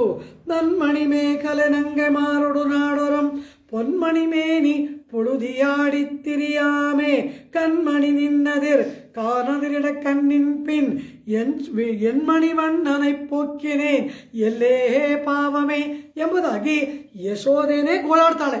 ಅಯ್ಯೋ ಕಳಿಸ್ಬಿಟ್ನಲ್ಲ ಅಂತ. ಯಶೋದೆಯ ಪಾಡೇ ಇದಾದ್ರೆ ಇನ್ನು ಪ್ರೇಯಸಿಯರ ಪಾಡು ಅದಿನ್ಯಾಗಿದ್ದೀತು. ಆದ್ರಿಂದ ನಾವುಗಳು ಕೃಷ್ಣನನ್ನ ಸಂಶ್ಲೇಷಿಸುವ ಕಾಲವನ್ನ ಈಗ ಬಿಟ್ರೆ ನಾವು ಕಳ್ಕೊಂಡ್ಬಿಡ್ತೀವಿ. ಆದ್ರಿಂದ 7 ಅಂತಾರೆ. ಇಷ್ಟೆಲ್ಲ ಮಾತಾಡ್ತಾ ಇದ್ದೀರಲ್ಲ, ನೀವು ಬೆಳಗಾಯ್ತು, ಕೃಷ್ಣನ ಸಮಾಗಮದ ಕಾಲ ಏರ್ಪಟ್ಟಿತು ಅಂತೀರ. ಮತ್ತೊಂದೇನು, ಶಾಸ್ತ್ರದ ಪ್ರಕಾರ ಹೇಳುವುದಾದರೆ ಬ್ರಾಹ್ಮ ಮುಹೂರ್ತ ಭಗವದ್ಧ್ಯಾನಕ್ಕೆ ಸೂಕ್ತವಾದ ಕಾಲ. ನಮ್ಮಲ್ಲಿ ಸಂಧ್ಯಾ ವಂದನೆಯನ್ನು ಅದಕ್ಕೆ ಹೇಳಿದ್ದಾರೆ, ಅರುಣೋದಯದಲ್ಲಿ ಅರ್ಘ್ಯವನ್ನು ಕೊಡಬೇಕು ಅಂತ. ಕಾಣಾಮಲ್ ಕಂಡು ಕೋಣಾಮಲ್, ಕೋಣಾಮಲ್ ಕಾಣಾಮಲ್ ಕಂಡು ಎಂಬುದಾಗಿ 3 ಕಾಲ ಹೇಳಿದ್ರು ಸಂಧ್ಯಾ ವಂದನೆಗೆ. ಕಾಣಾಮಲ್ ಅಂದ್ರೇನು, ಸೂರ್ಯ ಕಾಣುವುದಕ್ಕೆ ಮುಂಚೆಯೇ ಬೆಳಗಿನ ಅರ್ಘ್ಯವನ್ನು ಕೊಡಬೇಕಂತೆ. ಕೋಣಾಮಲ್ ಅಂದರೆ ನಡುನೆತ್ತಿಗೆ ಸೂರ್ಯ ಬಂದಿರ್ತಾನೆ, ಸ್ವಲ್ಪ ಕೂಡ ಈ ಕಡೆ ವಾಲಿರಬಾರ್ದು ಆ್ಯಂಗಲ್, ನೇರ ನಡುನೆತ್ತಿಗೆ ಬಂದಾಗ ಕೋಣಾಮಲ್, ಆಗ ಮಾಧ್ಯಾಹ್ನಿಕದ ಅರ್ಘ್ಯವನ್ನು ಕೊಡು. ಕಂಡ್ ಅಂದರೆ ಇನ್ನೂ ಸೂರ್ಯ ಇರಬೇಕು, ಅವ್ನು ಮುಳುಗಿರಬಾರ್ದು, ಆಗಲೇ ಸಾಯಂಕಾಲದ ಅರ್ಘ್ಯ ಕೊಡು ಅಂದ್ಬಿಟ್ರು. ಕಾಣಾಮಲ್ ಕೋಣಾಮಲ್ ಕಂಡ್ ಅಂದಿ ತೊಳುಗೈ ಸಂಧ್ಯಾ ವಂದನೆಯನ್ನು ಮಾಡಬೇಕು ಅಂತ ನಮ್ಮಲ್ಲಿ ಹೇಳ್ಬಿಟ್ರು. ಆ ರೀತಿ ಯಾಕೆ ಬ್ರಹ್ಮ ಮುಹೂರ್ತ ಹೇಳಿದ್ದಾರೆ? ಪರಮ ಸಾತ್ವಿಕತಮವಾದ ಕಾಲ ಅದು, ಅತ್ಯಂತ ಸಾತ್ವಿಕವಾಗಿರುವ ಕಾಲ. ಆ ಸಾತ್ವಿಕವಾದ ಕಾಲದಲ್ಲಿ ಸತ್ವಗುಣ ಉದ್ರೇಕಗೊಂಡು ಪರಮಸತ್ವ ಸಮಾಶ್ರಯನಾಗಿರ್ತಕ್ಕಂತಹ ಪರಮಾತ್ಮನನ್ನ ಕೂಡುವುದಕ್ಕೆ ಅತಿ ಸೂಕ್ತವಾದ ಕಾಲ ಬ್ರಹ್ಮ ಮುಹೂರ್ತ. ಅದರ ಒಂದು ಸೂಚನೆ ಇಲ್ಲಿದೆ. ಯಾವುದು ಬ್ರಹ್ಮ ಮುಹೂರ್ತ? ಪರಮಾತ್ಮನನ್ನ ಸೇರುವುದಕ್ಕೆ ಸೂಕ್ತವಾದ ಕಾಲ. ಆದ್ರಿಂದ ಕೃಷ್ಣನನ್ನ ಕಾಣುವ ಕಾಲ ಅಂದ್ರೆ ಏನು? ಆತ್ಮಗಳು ಪರಮಾತ್ಮನನ್ನ ಸೇರುವುದಕ್ಕೆ ಸೂಕ್ತವಾದ ಕಾಲ ಬ್ರಹ್ಮ ಮುಹೂರ್ತ. ಅಂತಹ ಮುಹೂರ್ತವನ್ನು ಬಿಟ್ಟರೆ ನಮಗೆ ಮತ್ತೆ ಪರಮಾತ್ಮ ಸಿಗ್ದಾನ? ಕಾರಣ ಅನಂತರ ಲೌಕಿಕ ವ್ಯವಹಾರವೆಲ್ಲ ಪ್ರಾರಂಭ ಆಗೋಗುತ್ತೆ. ಸೂರ್ಯ ಮೇಲಕ್ಕೆ ಬಂದ ಅಂದರೆ ನಮ್ಮ ದಿನಚರಿ ಪ್ರಾರಂಭ. ಶರೀರಕ್ಕಾಗಿ ಪಾಡುಪಡುವುದು, ದುಡಿಯುವುದು, ಇದೇ ಲೌಕಿಕದಲ್ಲಿ ನಾವು ಮುಳುಗ್ಬಿಡ್ತೀವಿ. ಪರಮಾತ್ಮನ ಚಿಂತನೆಗೆ ಅವಕಾಶವೆಲ್ಲಿ? ಆದ್ರಿಂದ ಕೀಳ್ವಾನಂ ಬೆಳ್ಳೆನ್ನೆ. ಆದರೆ ನೀವಿಷ್ಟೆಲ್ಲ ಹೇಳ್ತಾ ಇದ್ದೀರಾ, ಆದರೆ ಪ್ರಾತಃ ಕಾಲ ಆಗಿದ್ರೆ ಎಲ್ಲರೂ ಬರಬೇಕಾಗಿತ್ತು. ಇವಳು ಒಳಗಡೆ ಮಲ್ಕೊಂಡು ಇವಳ ವಿಶ್ಲೇಷಣೆ ಏನೋ ಒಂದು 10,000 ಗೋಪಿಕೆಯರು ಬಾಗಿಲಲ್ಲಿ ಬರಬೇಕಾಗಿತ್ತು. ನಿಮ್ಮ ಕಾಲ ಸಪ್ಪಳವನ್ನು, ಮಾತಿನ ಶಬ್ದವನ್ನು ಕೇಳಿದ್ರೆ ಏನೋ ಒಂದು 20-30 ಜನ, ಒಂದು 100 ಜನ ಬಂದಿರ್ಬೋದು ಅನ್ಸುತ್ತೆ. ಅಷ್ಟು ಗೋಕುಲದಲ್ಲಿ ಇದ್ದಾರೆ ಒಂದು 30-40 ಲಕ್ಷ ಹೆಣ್ಮಕ್ಳು. ನೀವಿಲ್ಲಿ ಏನೋ ಒಂದು 100 ಜನ ಬಂದಿದ್ದೀರಾ ಅಂತ ಹೇಳಿದ್ರೆ ಇದು ಪ್ರಾತಃ ಕಾಲದ ಲಕ್ಷಣವಾ? ಪ್ರಾತಃ ಕಾಲ ಆಗಿದ್ರೆ ಎಲ್ಲರೂ ಬರಬೇಕಾಗಿತ್ತಲ್ವಾ? ಅವರೆಲ್ಲ ಎಲ್ಲಿ? ಇವರ ಕಾಲ ಸಪ್ಪಳವನ್ನು ಕೇಳಿಯೇ ಒಳಗಿರುವವಳು ಬಂದ ಜನರನ್ನು ವಿಮರ್ಶೆ ಮಾಡ್ತಾ ಕೂತಿದ್ದಾಳೆ ಮನೆ ಒಳಗಡೆ. ಅವರೆಲ್ಲ ಎಲ್ಲಿ? ಕೇಳ್ವಾನಂ வெள்ளெண்ணெய் ಎರುಮ ಶಿರುವೀಡು ಮೇಯ್ವಾನ್ ಪರಂದನಹಾಣ್. ಎಮ್ಮೆಗಳೆಲ್ಲ ಹರಡ್ಕೊಂಡಿದೆ. ಕೋದು ಕಲಮುಡೆಯ ಪಾವಾಯ್ ಎഴുந்திರಾಯ್, ಏಳುವವಳಾಗು ಎಂಬುದಾಗಿ ಆಂಡಾಳ್ ಅವಳಿಗೆ ಸುಪ್ರಭಾತವನ್ನು ಹಾಡಿದಾಗ ಅವಳು ಕೇಳ್ತಾಳೆ, ಅಮ್ಮ ಏನೋ ಒಂದು ಹಿಡಿ ಜನ ಬಂದಿದ್ದೀರಾ, ಎಲ್ಲರೂ ಬಂದಿಲ್ವಲ್ಲ, ಬೆಳಗ್ಗೆ ಆಗಿದೆ ಅಂತ ಹೇಗೆ ನಂಬೋದು ಅಂದರು. ಅಮ್ಮ ಎಲ್ಲರೂ ಬಂದಾಯ್ತು, ನಿನ್ನ ಹೊರತಾಗಿ ಎಲ್ಲರೂ ಬಂದಾಯ್ತು. ಬಂದ್ರ? ಅವರೆಲ್ಲ ಎಲ್ಲಿ? ಮಿಕ್ಕುಳ್ಳ ಪಿಳ್ಳೆಗಳು ಪೋವಾನ್ ಪೋಹಿನ್ನಾರೈ. ಮಿಕ್ಕುಳ್ಳ ಪಿಳ್ಳೆಗಳು, ಉಳಿದ ನಾವೇನೋ ಒಂದಷ್ಟು ಜನ ಉನ್ನೈ ಕೂಗುವಾನ್ ಬಂದು ನಿನ್ನೋಮ್, ಇನ್ನೂ ನಮ್ಮ ಗೋಟಿಯಲ್ಲಿ ಸೇರದ ನಿನ್ನನ್ನ ಆಹ್ವಾನ ಮಾಡುವುದಕ್ಕಾಗಿ ಉನ್ನೈ ಕೂಗುವಾನ್, ನಿನ್ನನ್ನ ಕರೆದೊಯ್ಯುವುದಕ್ಕಾಗಿ ನಾವು ಬಂದು ನಿನ್ನ ಮನೆ ಬಾಗಿಲಲ್ಲಿ ನಿಂತಿದ್ದೀವಿ. ಮಿಕ್ಕುಳ್ಳ ಪಿಳ್ಳೆಗಳು, ಉಳಿದ ಬಾಲಕಿಯರೆಲ್ಲರೂ ಕೂಡ ಪೋವಾನ್ ಪೋಹಿನ್ನಾರೈ, ಕೃಷ್ಣನನ್ನ ಕೂಡುವ ತ್ವರೆಯಿಂದ ಸ್ನಾನಾರ್ಥವಾಗಿ ಅವರೆಲ್ಲ ಹೊರಟರು ಅಂತ ಹೇಳಿದಾಗ, ಅಯ್ಯೋ ನನ್ನನ್ನು ಬಿಟ್ಟೆ ಹೊರಟೋದ್ರ? ಒಳಗಡೆ ಇರೋಳು ಸಂಕಟ ಪಡ್ತಾಳೆ. ನನ್ನನ್ನು ಬಿಟ್ಟೆ ಹೊರಟೋದ್ರ? ಕಾರಣ ಏನು? ಆ ಗೋಟಿಯಲ್ಲಿ ಸೇರೋದೇ ಒಂದು ಪುರುಷಾರ್ಥ. ನನ್ನನ್ನು ಬಿಟ್ಬಿಟ್ಟು ಹೊರಟೋದ್ರ ಅಂದಾಗ, ಇಲ್ಲ ನೀನು ಬಂದಿಲ್ಲ ಅನ್ನೋದನ್ನ ತಿಳಿದು ಅವರು ಕಾಯ್ತಾ ಇದ್ದಾರೆ. ಕರೆಯುವುದಕ್ಕೆ ನಾವು ಬಂದಿದ್ದೀವಿ. ಮಿಕ್ಕುಳ್ಳ ಪಿಳ್ಳೆಗಳು ಪೋವಾನ್ ಪೋಹಿನ್ನಾರೈ ಪೋಹಾಮಲ್ ಕಾಪ್ತೆ ಉನ್ನೈ ಕೂವಾನ್ ಬಂದು ನಿನ್ನೋಮ್. ಪೋವಾನ್ ಪೋಹಿನ್ನಾರೈ, ಕೃಷ್ಣ ಸಮಾಗಮಕ್ಕಾಗಿ ಯಾರೆಲ್ಲ ತ್ವರೆಯಿಂದ ಹೊರಡ್ತಾರೋ ಅವರೆಲ್ಲ ಹೊರಟರು. ನಿನ್ನನ್ನ ಆಹ್ವಾನ ಮಾಡಿ ನಮ್ಮ ಗೋಟಿಯಲ್ಲಿ ನಿನ್ನನ್ನ ಕೂಡಿಸಿಕೊಳ್ಳುವುದಕ್ಕಾಗಿ ನಾವು ಬಂದು ಉನ್ನೈ ಕೂವಾನ್ ಬಂದು ನಿನ್ನೋ. ನಿನ್ನನ್ನು ಆಹ್ವಾನ ಮಾಡುವುದಕ್ಕಾಗಿ ನಿನ್ನ ಮನೆ ಬಾಗಿಲಲ್ಲಿ ನಾವು ಬಂದು ನಿಂತಿದ್ದೀವಿ. ಅವರೆಲ್ಲರೂ ನೀನು ಬಂದಿಲ್ಲ ಅಂತ ತಿಳಿದ ಕೂಡಲೇ ಕಾಲಲ್ಲಿ ಸರಪಳಿಯನ್ನು ಕಟ್ಟಿದಂತೆ ಅಲ್ಲೇ ನಿಂತುಬಿಟ್ರು. ಇಂಥ ಭಾಗವತೋತ್ತಮಗಳು ಬಂದಿಲ್ವಾ, ನಾವ್ಯಾಕೆ ಹೋಗೋದು ಅಂತ ನಿಂತು ಬಿಟ್ಟಿದ್ದಾರೆ. ಆದ್ರಿಂದ ಶೀಘ್ರವಾಗಿ ಎದ್ದು ಬಾ, ಕೋದು ಕಲಮುಡಯ ಪಾವಾಯ್. ಈ ಮನೆಯ ಗೋಪಿಕೆಗೆ ಆಂಡಾಳ್ ಒಂದು ವಿಶೇಷವಾದ ಬಿರುದನ್ನು ಕೊಡ್ತಾಳೆ. ಇವಳನ್ನ ಸಂಬೋಧನೆ ಏನು ಸಂಬೋಧನೆ ಮಾಡ್ತಾರೆ? ಕೋದುಕಂ ಅಂದರೆ ಕೌತುಕ, ಕುತೂಹಲ ಅಂತ ಅರ್ಥ. ಕೋದು ಕಲಮುಡಯ ಪಾವಾಯ್. ಕೋದು ಕಲಂ ಅಂದರೆ ಕುತೂಹಲವನ್ನ ಉಡಯ ಉಳ್ಳಂತಹ ಪಾವಾಯ್ ಶ್ರೇಷ್ಠಳಾದ ಹೆಣ್ಣೆ ಎಂಬುದಾಗಿ ಅವಳನ್ನು ಕರೀತಾಳೆ. ಸ್ತ್ರೀರತ್ನವೇ ಕೋದು ಕಲಮುಡಯ ಪಾವಾಯ್ ಎಂಬುದಾಗಿ ಒಳಗೆ ಮಲಗಿರುವ ಗೋಪಕನ್ನಿಕೆಗೆ ಒಂದು ಸಂಬೋಧನೆ. ಇವಳಿಗೆ ಕುತೂಹಲವಂತೆ, ಆಲ್ವೇಸ್ ಶಿ ಈಸ್ ಆಂಕ್ಷಿಯಸ್ ಎಂಬುದಾಗಿ ಹೇಳ್ತಾಳೆ. ಯಾವುದರ ಬಗ್ಗೆ ಕುತೂಹಲ, ಯಾವುದರ ಬಗ್ಗೆ ಕಾತುರ, ಯಾವುದರ ಬಗ್ಗೆ ಇವಳಿಗೆ ಆತಂಕ ಅಂತ ಕೇಳಿದ್ರೆ, ಕೃಷ್ಣನಿಗೆ ನನ್ನ ಮೇಲೆ ಪ್ರೇಮ ಅಧಿಕವಾ, ನನಗೆ ಕೃಷ್ಣನ ಮೇಲೆ ಪ್ರೇಮ ಅಧಿಕವಾ, ಇದೇ ಚಿಂತೆ ಅಂತೆ. ಅವನು ನನ್ನನ್ನು ಜಾಸ್ತಿ ಪ್ರೀತಿಸ್ತಾನ, ನಾನು ಅವನನ್ನು ಜಾಸ್ತಿ ಪ್ರೀತಿಸ್ತೇನಾ? ಇದು ಸತ್ಯಭಾಮೆಯ ಚಿಂತನೆ. ಸತ್ಯಭಾಮ ಯಾವಾಗಲೂ ಇದೇ ಚಿಂತನೆ ಅಂತೆ. ಕೃಷ್ಣ ನನ್ನ ಮೇಲೆ ಪ್ರೀತಿನ, ನನಗೆ ಅವನ ಮೇಲೆ ಪ್ರೀತಿನ, ಸದಾ ಈ ಪ್ರೇಮ ಜಿಜ್ಞಾಸೆಯಲ್ಲಿ ತೊಡಗಿದವಳು, ಕೃಷ್ಣ ಪ್ರೇಮ ಜಿಜ್ಞಾಸೆಯಲ್ಲಿ ತೊಡಗಿದವಳು ಒಳಗಿರುವ ನಾಯಿಕಾ. ಎಂತಹ ಅಪೂರ್ವವಾದ ಚಿಂತನೆ, ಬೇರೆ ಇನ್ಯಾವ ಚಿಂತನೆಯೂ ಇಲ್ಲ. ಕೃಷ್ಣ ತಾನು, ಕೃಷ್ಣನ ಪ್ರೇಮ, ಇದಿಷ್ಟೇ ಜಿಜ್ಞಾಸೆ. ಕೃಷ್ಣ ಪ್ರೇಮ ಜಿಜ್ಞಾಸೆಯಲ್ಲಿ ತೊಡಗಿದವಳು ಕೋದು ಕಲಮುಡಯ ಪಾವಾಯ್ ಎಂಬುದಾಗಿ ಇವಳು ಯಾವಾಗಲೂ ಹಾಗೆ. ಯೇ ಭಜಂತಿ ತುಮಾಂ ಭಕ್ತ್ಯ ಮಯಿತೆ ತೇಷು ಚಾಪ್ಯಹಂ ಅಂತಾನೆ ಕೃಷ್ಣ ಪರಮಾತ್ಮ. ಯಾರು ನನ್ನನ್ನು ಭಜಿಸ್ತಾರೋ ಅವರಲ್ಲಿ ನಾನು, ನನ್ನಲ್ಲಿ ಅವರು. உன்னைக்கொண்டென்னுள் வைத்தேன் என்னையும் உன்னிலிட்டேன் என்னப்பா என் இருடி கேசா என்னுயிர் காவலனே பொன்னை கொண்டுரைகள் மீதே நிறமிழ உரைத்தார் போல் உன்னை கொண்டென் நாவகம் பால் மாத்தின்னி ಉರೈತು ಕೊಂಡೇನ್. ಪೆರಿಯಾಳ್ವಾರ್ ಹಾಡ್ತಾರೆ, ಹೇ ಪರಮಾತ್ಮ, ಬಂಗಾರವನ್ನು ಪರೀಕ್ಷೆ ಮಾಡಬೇಕಾದ್ರೆ ಸಾಣೆ ಕಲ್ಲಿನ ಮೇಲೆ ಅದನ್ನು ಉಜ್ಜುತ್ತಾರೆ. ಹಾಗೆ ನಾಲಗೆ ಎಂಬ ಸಾಣೆ ಕಲ್ಲಿನ ಮೇಲೆ ನಿನ್ನ ವೀರ ಚರಿತ್ರೆಗಳ ಗುಣಗಳನ್ನ ಉಜ್ಜಿ ಇಟ್ಕೊಂಡ್ಬಿಟ್ಟಿದ್ದೀನಿ ನಾನು ಅಂತಾರೆ. ಪೊನ್ನೈಕೊಂಡು ಉರೈಗಲ್ ಮೀದೆ, ಪೊನ್ನಂದ್ರೆ ಬಂಗಾರವನ್ನ ಉರೈಗಲ್, ಸಾಣೆ ಕಲ್ಲಿನ ಮೇಲೆ ಉರೈತಾರ್ ಪೋಲ್, ಉಜ್ಜುವ ರೀತಿಯಲ್ಲಿ ಉನ್ನೈಕೊಂಡು ನಿನ್ನ ಗುಣಗಳನ್ನ ಎನ್ನಾವಹಂಪಾಲ್, ನನ್ನ ನಾಲಿಗೆಯ ಮೇಲೆ ಚೆನ್ನಾಗಿ ಉಜ್ಜಿ ನೆಲೆಗೊಳಿಸ್ಕೊಂಡ್ಬಿಟ್ಟಿದ್ದೀನಿ ಅಂತ. ಹಾಗೆ ಇರತಕ್ಕಂತಹ ಆ ಪೆರಿಯಾಳ್ವಾರರ ಬಳಿಯಲ್ಲಿ ಪರಮಾತ್ಮ ಆಗಿದ್ದಾನೆ. ಮಯಿತೆ ತೇಷು ಚಾಪ್ಯಹಂ, ಅವರಲ್ಲಿ ನಾನು, ನನ್ನಲ್ಲಿ ಅವರು. ಉನ್ನೈಕೊಂಡು ಎನ್ನುಳ್ ವೈತ್ತೇನ್, ಎನ್ನೆಯೂ ಉನ್ನಿಲಿಟ್ಟೇನ್. ಭಗವದ್ಗೀತೆಯ ಕೃಷ್ಣನ ಮಾತನ್ನ ಹಾಗೆ ಅನುವಾದ ಮಾಡಿಬಿಟ್ರು ಶೆನ್ನಿಯೊಂಗು 10 ಭಾಷಣದಲ್ಲಿ ಪೆರಿಯಾಳ್ವಾರ್. ಮಯಿ ತೇ, ನನ್ನಲ್ಲಿ ಅವರು, ತೇಷು ಆಂ, ಅವರಲ್ಲಿ ನಾನು, ಉನ್ನೈಕೊಂಡು ಎನ್ನುಳ್, ಎನ್ನೈಕೊಂಡು ಉನ್ನುಳ್, ಹಾಗೆ ಅನುವಾದ. ಆ ರೀತಿ ಪರಮಾತ್ಮನ ಭಕ್ತರಾದವರು ಅನವರತ ಆ ಪರಮಾತ್ಮನನ್ನೇ ಚಿಂತನೆ ಮಾಡ್ತಾ ಇರ್ತಕ್ಕಂತಹ ಅವರು ಪರಮಾತ್ಮನಿಗೆ ಅತ್ಯಂತ ಪ್ರಿಯರಾದವರಲ್ಲವ. ಅಂತಹ ನಾಯಿಕ ಈಗ ಒಳಗಿರುವವಳು. ಇವಳ ಈ ಪ್ರೇಮ ಜಿಜ್ಞಾಸೆಯನ್ನ ಅರಿತಂತಹ ಹೊರಗೆ ನಿಂತ ಗೋಪ ಬಾಲಕಿಯರು ಕೋದು ಕಲಮುಡಯ ಪಾವಾಯ್, ನಿನ್ನ ಕೃಷ್ಣ ಪರಮಾತ್ಮನ ಪ್ರೇಮ ಜಿಜ್ಞಾಸೆಯನ್ನೆಲ್ಲ ಆಮೇಲೆ ಮಾಡ್ಕೋ, ಈಗ ಎದ್ದು ಬಂತು ನಮ್ಮ ಗೋಟಿಯಲ್ಲಿ ಎದ್ದು ಬಾ. ಮನೆ ಒಳಗಡೆ ಕೂತ್ಕೊಂಡು ಮಾನಸಾನುಭವ ಮಾಡುವುದಾ? ಅವನೇ ಎದುರುಗಡೆ ಇವಾಗ ಅವತಾರ ಮಾಡಿ ಬಂದಿದ್ದಾನೆ, ಅವನೇ ಸಿಗುವ ಕಾಲ ಆಗಿದೆ. ಅವನನ್ನ ನೇರಾಗಿ ಕಾಣುವುದನ್ನು ಬಿಟ್ಟು ಮನೆ ಮಂಚದ ಮೇಲೆ ಮಲಕ್ಕೊಂಡು ಪ್ರೇಮ ಜಿಜ್ಞಾಸೆ ಮಾಡುವುದಾ? ಎಲೈ ಕುತೂಹಲ ಭರಿತಳಾದ ಹೆಣ್ಣೆ, ಹೊರಕ್ಕೆ ಎದ್ದು ಬಾ. ಕೋದು ಕಲಮುಡಯ ಪಾವಾಯಂದಿರಾಯ್ ಎಂಬುದಾಗಿ. ಇವಳು ಎಂಥವಳು ಅಂದ್ರು, ಸೀತೆಯನ್ನ ರಾಮನನ್ನ ಹೋಲಿಕೆ ಮಾಡ್ತಾನೆ ಶಿಂಸುಪಾ ವೃಕ್ಷದ ಮೇಲೆ ಕುಳಿತ ಹನುಮಾನ್. ಇವಳನ್ನು ನೋಡೇ ಇರಲ್ಲ, ಇವನು ತಿಳ್ಕೊಂಡಿರ್ತಾನೆ ಈ ರಾಮ ಏನು ಹನುಮಾನ್ ಬ್ರಹ್ಮಚಾರಿ.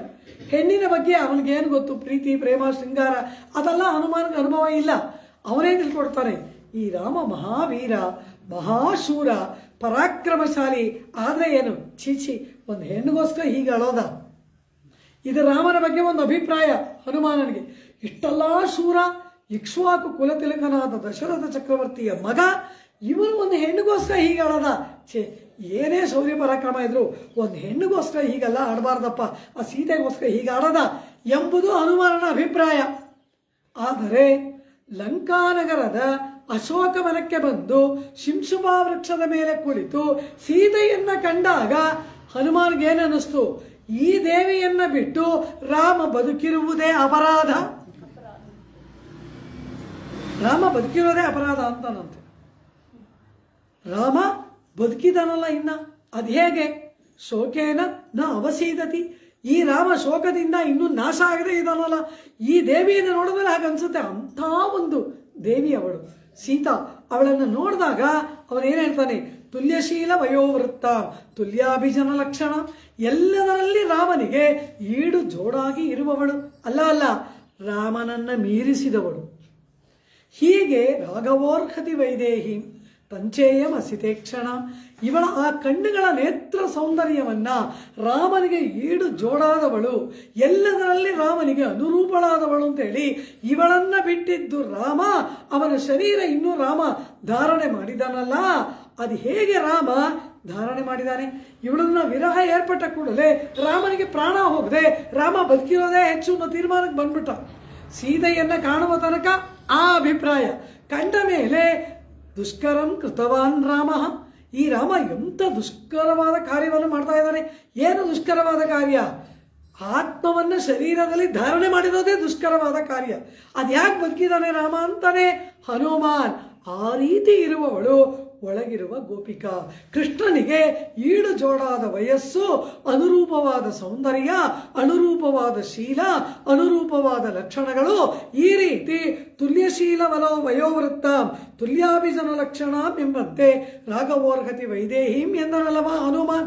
ಆ ರೀತಿ ಕೃಷ್ಣನಿಗೆ ಅರ್ಹಳಾಗಿ ಇರುವವಳು ಒಳಗಿರುವ ಗೋಪಿಕಾ. ಇಂತಹ ನೀನು ಬಂದ್ರೆ ಪರಮಾತ್ಮ ನಮ್ಮನ್ನು ಅಂಗೀಕಾರ ಮಾಡ್ತಾನೆ ನಿನಗೋಸ್ಕರ. ನೀ ಬರ್ದ ಹೋದ್ರೆ ಅವಳಲ್ಲಿ ಅಂತ ಹೇಳಿ ನಮ್ಮ ಮುಖನೂ ನೋಡಲ್ಲ. ಎದ್ದು ಬಾ ಹೊರಗೆ ಮಿಕ್ಕುಳ್ಳ ಪಿಳ್ಳೆಗಳು போவான் போகின்னாரை போகாமல் காத்து ಉನ್ನೈ ಕೂವುವಾನ್ ಮಂದು ನಿನ್ನೋಂ ಎಂಬುದಾಗಿ ಹೇಳ್ತಾಳೆ.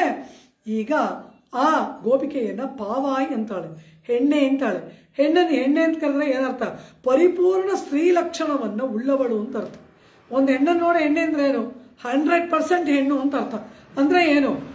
ಸ್ತ್ರೀ ಅಂದ್ರೆ ಏನು? ಆತ್ಮ. ಆತ್ಮ ಲಕ್ಷಣ ಪೂರ್ತಿ ಉಳ್ಳವಳೇ ಎಂಬುದಾಗಿ ಅರ್ಥ. ಪಾವಾಯಜಂದಿರಾಯ್. ಸರಿ, ನನ್ನೇನೋ ಕರಿತಾ ಇದ್ದೀರಾ, ಈಗ ಹೊರಗಡೆ ಎದ್ದು ಬಂದು ಏನು ಮಾಡಬೇಕು? ಪಾಡಿ ಪರೆಗೊಂಡೆ ಕೃಷ್ಣ ಪರಮಾತ್ಮನ ಗುಣಾನುಭವವನ್ನು ಮಾಡಬೇಕು. ಆ ಗುಣಾನುಭವ ಒಳಗೆ ನಿಲ್ಲದೆ ಹೋದಾಗ ಅದಕ್ಕೆ ಪೊಕ್ಕುವೀಡು, ಅದಕ್ಕೊಂದು ಕಾಲುವೆಯನ್ನು ತೆರೆದು ಬಿಟ್ಟಂತೆ ಅವನ ಗುಣಗಾನವನ್ನು ಮಾಡಬೇಕು. ಪಾಡಿ ಪರಮಾತ್ಮನನ್ನ ಗಾನ ಮಾಡಿ ಒಂದನ್ನು ಪಡ್ಕೊಳ್ಳೋದಲ್ಲ. ಪರಮಾತ್ಮನ ನಾಮ ಸಂಕೀರ್ತನೆ ಮಾಡುವುದು ಸಾಧನ ಅಲ್ಲ.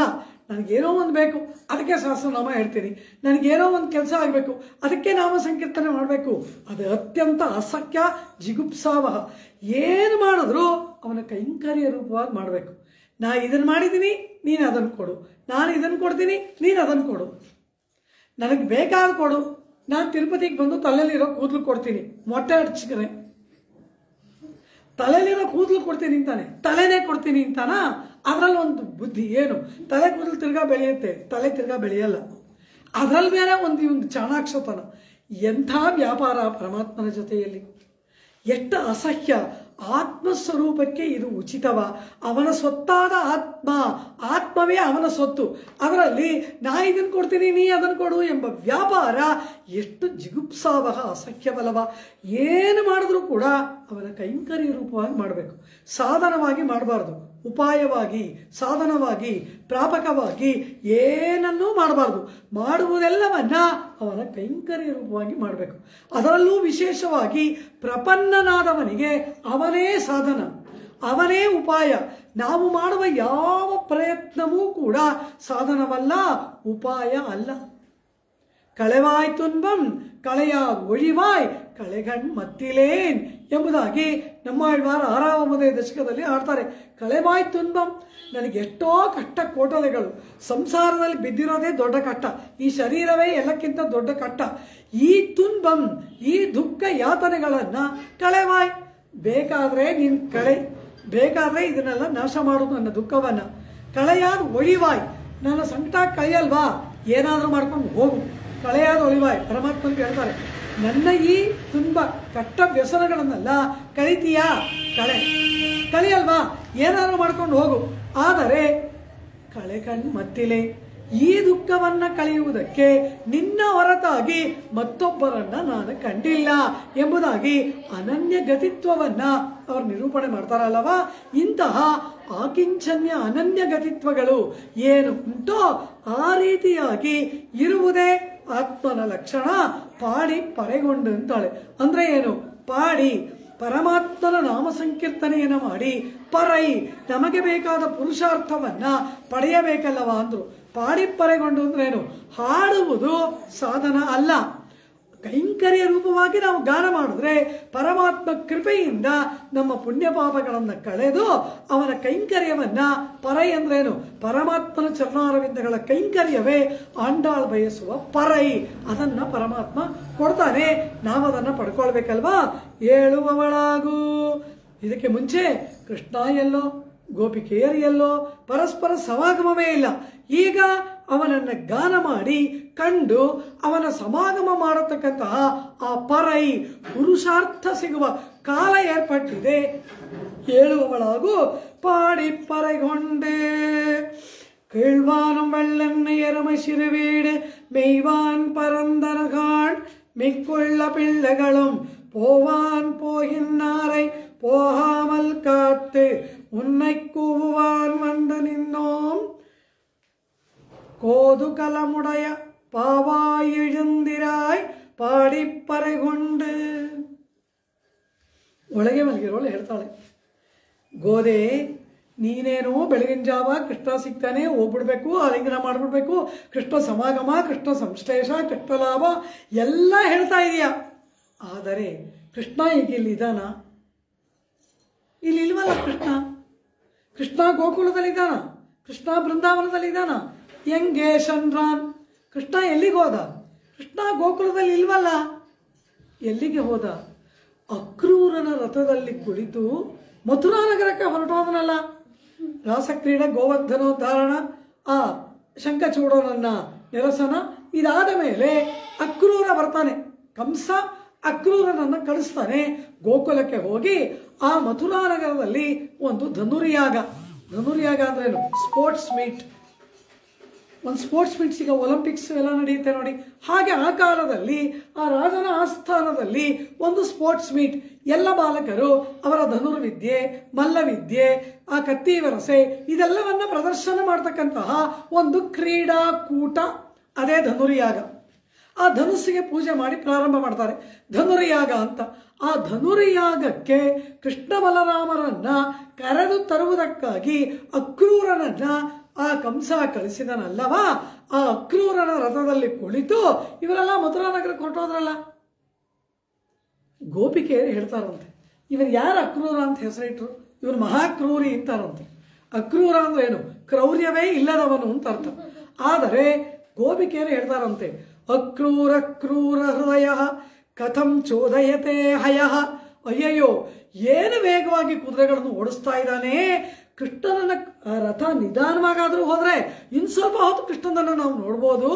ಆದರೆ ಕ್ರೂರಿಯಾದ ಅಕ್ರೂರ ಎಷ್ಟು ವೇಗವಾಗಿ ರಥ ಓಡಿಸ್ತಾ ಇದ್ದಾನೆ. ಅಕ್ರೂರ ಕ್ರೂರ ಹೃದಯ ಅಂದ್ಬಿಟ್ರು. ಇವನಿಗೆ ಯಾರು ಅಕ್ರೂರ ಅಂತ ಹೆಸರಿಟ್ರು? ಮಹಾಕ್ರೂರಿ, ನಮ್ಮ ಕೃಷ್ಣನನ್ನು ಕರ್ಕೊಂಡು ಹೋಗ್ತಾ ಇದ್ದಾನೆ, ವೇಗವಾಗಿ ರಥವನ್ನು ಓಡಿಸ್ತಾ ಇದ್ದಾನೆ ಅಂತಾರೆ. ಆ ರೀತಿ ಅಕ್ರೂರನ ರಥದಲ್ಲಿ ಕುಳಿತು ಕೃಷ್ಣ ಮಥುರಾ ನಗರಕ್ಕೆ ಹೊರಟೋದ್ನಲ್ಲ. ಅವನೆಲ್ಲಿದ್ದಾನೀಗ? ಅವನನ್ನು ಎಲ್ಲಿಂದ ಆಲಿಂಗನ ಮಾಡೋದು? ಎಲ್ಲಿ ಕೃಷ್ಣ ಸಮಾಗಮ ಅಂತಾಳೆ ಒಳಗಿರುವವನು. ಸರಿ, ಇವತ್ತು ಹೋಗಿದ್ದಾನೆ ಮಥುರಾ ನಗರಕ್ಕೆ, ನಾಳೆ ಬರ್ಬೋದಲ್ವಾ ಅಂದ್ರು. ಸತ್ಯವಾಗ್ಲೂ ಬರಲ್ಲ ಅಂತಾಳೆ. ಅಮೆರಿಕಾಗೆ ಹೋದ ಮಕ್ಕಳು ವಾಪಸ್ ಬರ್ತಾರ? ಸತ್ಯವಾಗ್ಲೂ ಬರಲ್ಲ. ನಚ ಪುನರಾವರ್ತತೆ ನಚ ಪುನರಾವರ್ತತೆ. ಅದು ಪರಂಪರೆಗೆ ಮಾತ್ರವಲ್ಲ, ಇಲ್ಲಿಯೂ ಅಲ್ಲಿ ಹೋದರೆ ಸಮುದ್ರ ದಾಟಿದ್ರೆ ಮತ್ತೆ ಬರೋದೇ ಇಲ್ಲ, ಅಷ್ಟೇ. ನಚ ಪುನರಾವರ್ತತೆ ನಚ ಪುನರಾವರ್ತತೆ, ಬರೋದೇ ಇಲ್ಲ. ಆ ರೀತಿ ಕೃಷ್ಣನೂ ಕೂಡ ಮಥುರಾ ನಗರಕ್ಕೆ ಹೋಗಿದ್ದಾನೆ. ಆ ಮಥುರಾ ನಗರದಲ್ಲಿನ ಸ್ತ್ರೀಯರು ಇವನ ರೂಪಕ್ಕೆ ಮರುಳಾಗಿ ಇವನ ಸುತ್ತೂ ತುಂಬಿಕೊಂಡು ಇವನ ಜೊತೆಯಲ್ಲಿ ಅವರೆಲ್ಲ ಸಮಾಗಮವನ್ನು ಮಾಡ್ತಾರೆ.